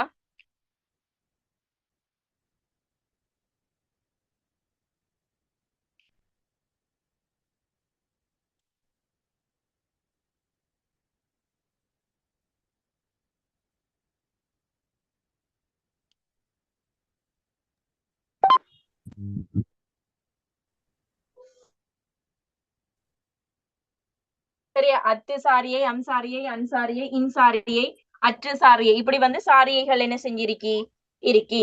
சரியா? இதையும் நீங்க வந்து கொஞ்சம் பிரிச்சு பார்க்கணும். சரியா? பிரிச்சு பார்த்துதான் என்னென்னத்துக்கு என்னென்ன சாரியை வருதுன்னு பார்க்கணும். சரியா? இருக்கா பாப்போம். மரம் சக ஐ என்னண்டு வரும்?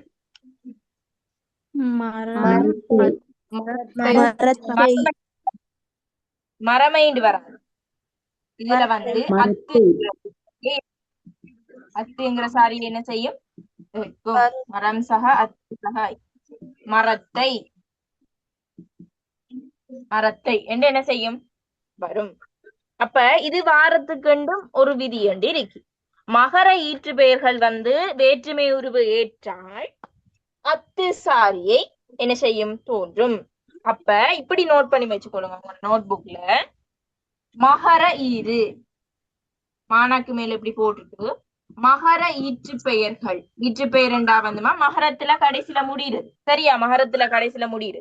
மகர ஈற்று பெயர்கள் வந்து வேற்றுமை உருவு, இந்த ஐ ஆள் இன்கு அந்த மாதிரியான வேற்றுமை உருவுகள் ஏற்கும் போது அத்து சாரி என்ன செய்யும்? பெரும். அத்து சாரி என்ன செய்யும்? பெரும். சரியா? அப்ப மகரர்கள் எங்க சரி, அதே மாதிரி வேற சொல்றேன். இப்ப பணம்,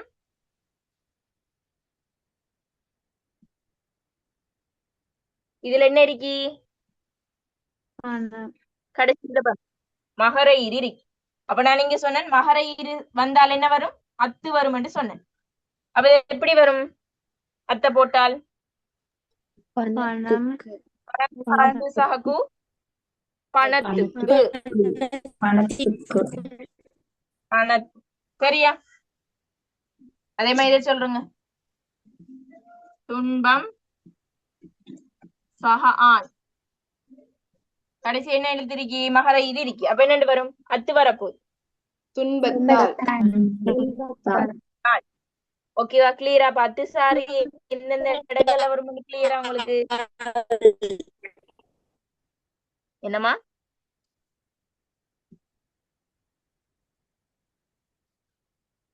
விளங்குதா? அத்து சாரி இந்த மாதிரியான சந்தர்ப்பங்கள்ல தான் வரும். கிளியரா? ஓகே. அடுத்தது அற்று சாரி. அடுத்தது அற்று சாரியை. விளங்கலையா? திரும்ப சொல்றேன். மகர ஈற்று பெயர்கள் வந்தால் பிள்ளைகளே, மகர ஈற்று பெயர்கள் வந்து வேற்றுமை உருவை ஏற்றால் அங்க வந்து அத்து சாரி என்ன செய்யும்? தோன்றும். சரியா? மரம், துன்பம், இன்பம் உண்டு. அது வந்து வேற்றுமை உருவை ஏற்கும் போது அங்க வந்து என்ன செய்யும்? அத்து சாரியை பெறும். மரத்துக்கு, பணத்துக்கு, பணத்தாள். சரியா? துன்பத்தாள், துன்பத்திற்கு அப்படின்னு அத்து சாரி என்ன செய்யும்? இடம் பெறும். அங்க அத்து சாரியை தோன்றும். அற்று சாரியை எங்கெங்க தோன்றும் என்றால் பெயர் சொற்கள், சில, பல, இந்த மாதிரியான பெயர் சொற்கள் வேற்றுமை உருவை ஏற்றும் போது அற்று சாரியை என்ன செய்யும்? தோன்றும். சில, சக, ஐ எப்படி வரும்? அற்று சாரி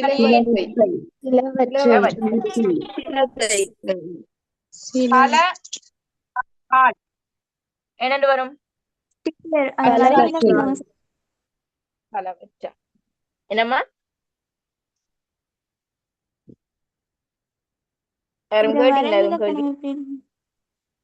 இந்த வரைவிலக்கணம் எப்படி என்றால் சில, பல போன்ற பெயர் சொற்கள் வந்து வேற்றுமை உருவை ஏற்கும் போது அற்று சாரியை பெறும். சரியா? சில, பல ஆகிய சொற்கள் வந்து வேற்றுமை உருவை ஏற்கும் போது அற்று சாரியை பெறும். ஓகே. அடுத்த விஷயம். சரியா? டக்குன்னு தான் போறேன். ஆனா சின்ன விஷயங்கிறதால டக்குன்னு போறேன். சரியா? ஓகே. அடுத்தது வந்து என்ன சாரியை என்றால் அம் சாரியை. அடுத்தது வந்து அம் சாரியை. சரியா? இந்த அம் சாரியை எங்கெங்க பயன்படுதுன்னு பாப்போம். கூட்டு பெயராக்கம்.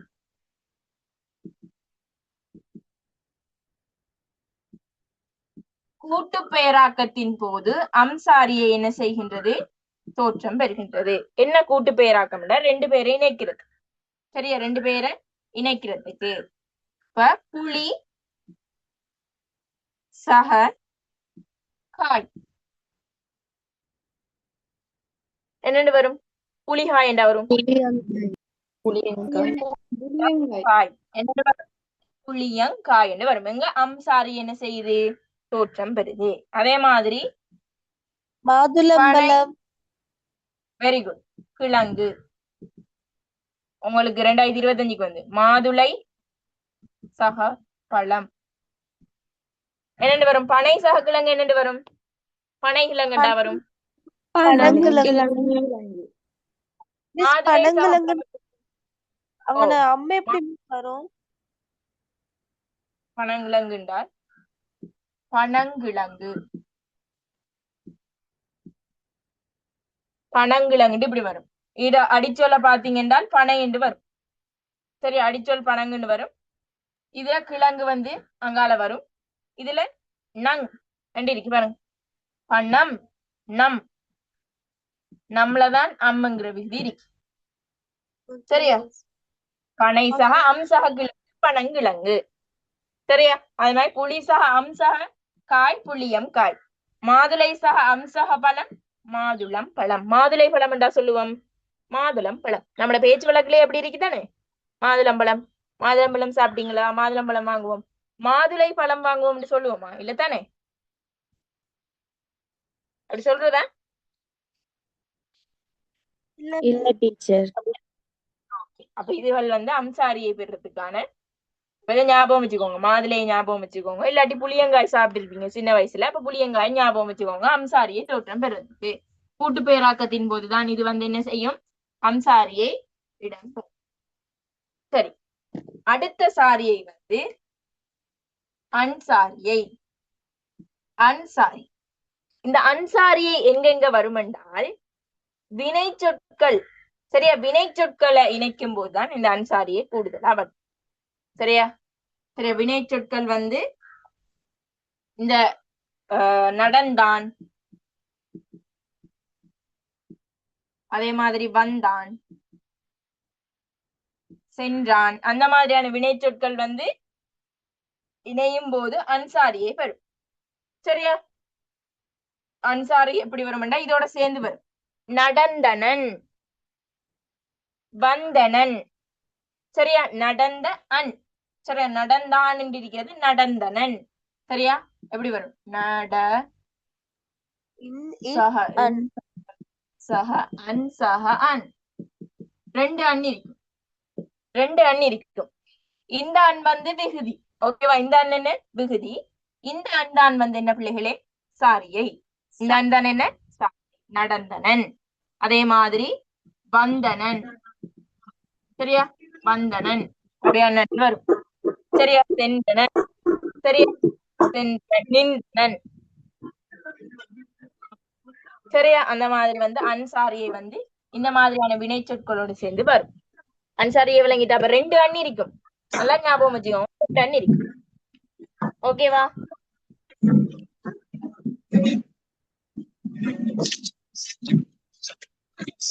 மாசக பழம் எப்படி வரும்? Okay, very good. மா சக பழம் என்னது வரும்? மாம்பழம். மாம்பழம். இதுல உம்மன்னா என்ன செஞ்சிருக்கி? தோன்றி. இது தோன்றல். இது வந்து தோன்றல் விகாரம். இதுல அம் இருக்கு. மாம்பழம் சொல்லும் போது இதுல அம் சவுண்ட் வருது. இதுல அம்மண்டு போடுறீங்க. அம்சாரி ஏம்பட்டிருக்குன்னு சொல்றீங்க. சரியா? ஓகே, அப்ப சாரிகள் இது. அதே மாதிரி இன்சாரி. லாஸ்டா வந்து இன்சாரியை பார்ப்போம். இதோட முடிப்போம். சரியா கிளாஸ்? இன்சாரியை சில சொற்கள், சில பெயர் சொற்கள் இன்சாரியை பெறும். இப்ப காடு, நாடு, வீடு இந்த மாதிரியான சொற்கள் வந்து வேற்றுமை உருவு இருக்கும் போது இன்சாரியை பெறுதான். சரியா? காடு சக என்ன சொல்லலாம்?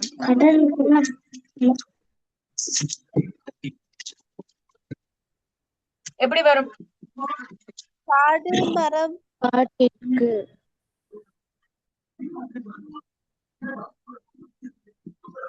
காட்டிற்கு என்று வரும். இதுல காடு இங்க இருக்கு, இது கூடாங்கிறது விகுதி. இதுல இன் என்ற சாரியை, இதுல என்ன இன் என்ற சாரியை இருக்கு, இது சாரியை. நாடு சக ஐ என்னன்னு வரும்? நாடினை. நாட்டினை. நாட்டிற்கு. வீடு சக ஐ என்னன்னு வரும்? வீட்டை. வீட்டிற்கு. என்னன்னு வரும்? வீட்டிற்கு. சாரி, நாடு சக ஐ நாட்டினை, வீடு சக ஐ வீட்டினை. சாரியை பற்றி சொல். வீட்டினை மிஸ். வீடு சக இன் சக ஐ, இன் போடணுமா இதுக்குள்ள? சரியா, இன் போட்டுதான் பிரிச்சு சொல்லணும். இன் ஏற்கணும். வீடு சக இன் சக ஐ வீட்டினை, நாடு சக இன் சக ஐ நாட்டினை, காடு சக இன் சக கு காட்டுக்கு. அப்ப இன்னங்கிறது என்ன? இந்த மாதிரியான இடங்கள்ல என்ன செய்யுது? சாரியையாக வருகின்றது. விளங்குதா? சாரியை விளங்கு. உங்களுக்கு எப்படி தெரியுமா? வெயிட் எல்லாரும் மைக்க மியூட் பண்ணுங்க, சொல்றேன். சரியா, இதுல எப்படி தெரியுமா உங்களுக்கு கேள்வி வரும்? பின்வருவனற்றுள் இன்சாரியை பெற்று புணர்ந்த சொல், அன்சாரியை பெற்று புணர்ந்த சொல், அப்படிதான் சிலதுகளை குறிச்சு குறிச்சு கேட்பாங்க. அதுக்கு நீங்க பிரிச்சு பார்த்து அதுல இன் வருதா அன் வருதான்னு என்ன செய்யணும்? கண்டுபிடிக்கணும். பாடு சக இன் சக கு என்னண்டு வரும்? பாட்டிற்கு. இதுல இன்சாரியை பயன்படுத்தப்பட்டிருக்கி. சரியா, விளங்குதா? எல்லாருக்கும் கிளியரா?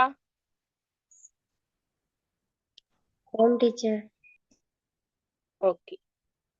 நுஹ்மான் சேர்ற புக்ல இதெல்லாம் இருக்கி, அழகா இதெல்லாம் என்ன தெளிவா இருக்கி. சரியா, ஓகே. அப்ப இன்னும் 2 பகுதிகள் இருக்கி. அது சின்ன பகுதி தான், நார்மலா சொல்லி முடிச்சு விடுறேன். இல்லாட்டி திரும்ப இதோ கோர்க்க ஃபர்ஸ்ட்ல இருந்து கிளாஸ் போடும். சரியா, டக்குன்னு சொல்றேன். சந்தி சாரி. சரியா, சந்தி சாரியை. சரியா, இந்த லாஸ்ட் 2 பகுதிகள் அதையும் சொல்லியே முடிக்கிறேன். நீங்க ஃபுல்லா பாஸ் பேப்பர் செய்யலாம். சந்தி சாரி. சந்தின்னு சொல்றது பிள்ளைகளே, சந்தின்னு சொல்றதும் புணர்ச்சின்னு சொல்றதும் ஒரே வேர்ட்ஸ் தான். சரியா, சந்தியும் புணர்ச்சியும் ஒரே வேர்ட்ஸ் தான். சரிதானே? அதாவது பகுதியும் விகுதியும் 2ம் ஜாயின் ஆகும் போது, சேரும் போதோ, அல்லது இடைநிலையும் விகுதியும் சேரும் போதோ ஒரு எழுத்து தோன்றினால், இடையில தோன்றினால் அதை சொல்றது சந்தி. ஒரு எழுத்து புதுசா தோன்றினால் அதை என்னன்னு சொல்றது? சந்தி. உதாரணத்துக்கு பாருங்க பிள்ளைங்களே, கிளி என்கிற பகுதி ஐ என்கிற விகுதியோட சேருது, என்னண்டு வரும்? கிளியை என்று வரும். ஓமா இல்லையா? இதுல பாருங்க, கிளி அப்படியே இருக்கு, இதுல ஒரு புதுசா ஒரு எழுத்து தோன்றி இருக்கு. என்ன எழுத்து சொல்லுங்க பாப்போம்? இ பிளஸ் ஐ தான் ஐன்னு வந்து இந்த இஎன்னா வந்து புதுசா தோன்றிது. அப்ப நான் என்ன சொன்னேன்? 2ம் வந்து ஜாயின் ஆகும் போது புதுசா ஒரு எழுத்து தோன்றினால் அது என்னன்னு சொன்னேன்? சந்தி. சரியா, இதுக்கு எதிர்மறையானதுதான் சாரியை. இதுக்கு எதிர்மறையானதுதான் என்ன? சாரியை. பகுதி விகுதி இடைநிலை ஆகியவற்றை புணரும் போது அவற்றின் வடிவத்துல ஏற்படுகின்ற மாற்றம் தான் சரி சந்தி சாரியையில சந்தி விகாரம். சரியா, சந்தி விகாரம். சரியா, சந்தி என்றால் ஒரு எழுத்து புதுசா தோன்றும். சரியா, நீங்க வந்து ஞாபகம் வச்சுக்கோங்க, புதுசா தோன்றும். விகாரம் என்றால் சேஞ்ச், அங்க ஒரு எழுத்து என்ன செய்யும்? மாற்றம் அடையும். அங்க ஒரு எழுத்து என்ன செய்ய போது? இன்னொரு எழுத்தாக மாற்றம் அடைய போகுது. சொல்லுங்க, மரம் என்கின்ற பகுதியோட கல் என்கின்ற பன்மை விகுதி சேர்ந்து என்னண்டு வரும்?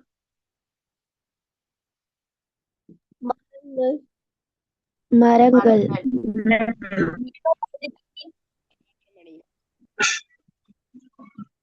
உம்மண்ணா இங்கண்ணாவாக மாற்றம் அடைஞ்சிருக்கி. அப்ப விகாரம் என்றால் ஒரு எழுத்து இன்னொரு எழுத்தாக மாற்றம் அடைகின்றது, சேஞ்ச் பண்றது. சரி, ஒரு எழுத்து இன்னொராக சேஞ்ச் ஆகுறது. இப்ப மரம் என்கிற பகுதியோட கல் என்கிற விகுதி சேர்ந்து மரங்கள் என்று வந்துரு. அதே மாதிரி தருவேன். சரியா, தருவேன். இத பிரிங்க பாப்போம் எப்படி வரும்?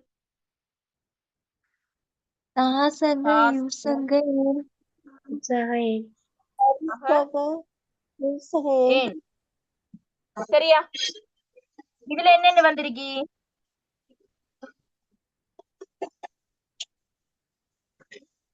வண்டி இருக்கி. அப்ப இதுவும் பீகார் தானே? ஓமா இல்லையா? சந்தி நல்லா நோட் பண்ணி வச்சுக்கொள்ளுங்க. சந்தி என்றால் ஒரு எழுத்து இப்படி புதுசா தோன்றும். விகாரம் என்றால் ஒரு எழுத்து இன்னொரு எழுத்தாக என்ன செய்யும்? மாற்றம் அடையும். ஒரு எழுத்து இன்னொரு எழுத்தாக மாற்றம் அடையும். இவ்வளவுதான் பதவியல். கிளியரா?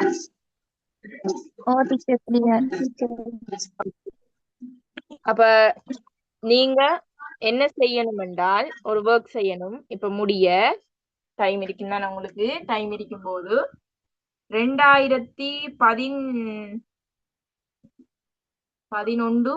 12 13 சரியா? 11ல இருந்து எடுங்களேன். இல்லாட்டி 2013ல இருந்து எடுங்க. சரியா? 2013ல இருந்து எடுத்தாலும் சரி, இல்லாட்டி 2015ல இருந்து எடுத்தாலும் சரி.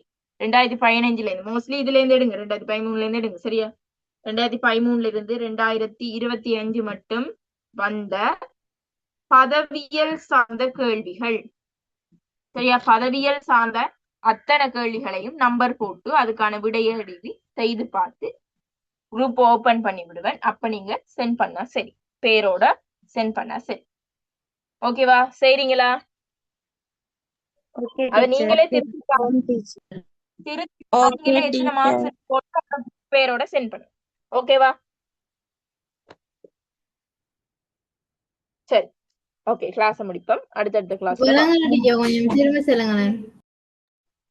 திரும்ப சொல்றேன். என்னென்றால் 2011ல இருந்து எடுங்க. சரியா? 2013ல இருந்து வந்த பாஸ் பேப்பர்ல பிள்ளை பதவியல் நான் படிச்சு தந்தனே, நான் படிச்சு தந்த சம்பந்தமா வந்த பதவியல் கேள்விகளை தொகுத்து நீங்க செய்து பார்த்து தலைப்பு போடணும். 2015ல முதலாவது கேள்விக்கு என்ன விட நான் சரியா அழிக்கிறேன், நான் நீங்களே விடையை செக் பண்ணி பார்த்து திருத்திட்டு ஃபைனலா மார்க்ஸுக்கு எத்தனைக்கு எத்தனை மார்க்ஸ் எடுத்துக்கிறீங்க என்று போட்டு உங்களோட முழு பேரோட கிரேட்டோட நான் குரூப் ஓபன் பண்ணும்போது அந்த குரூப்ல போட்டு விடணும். சரியா?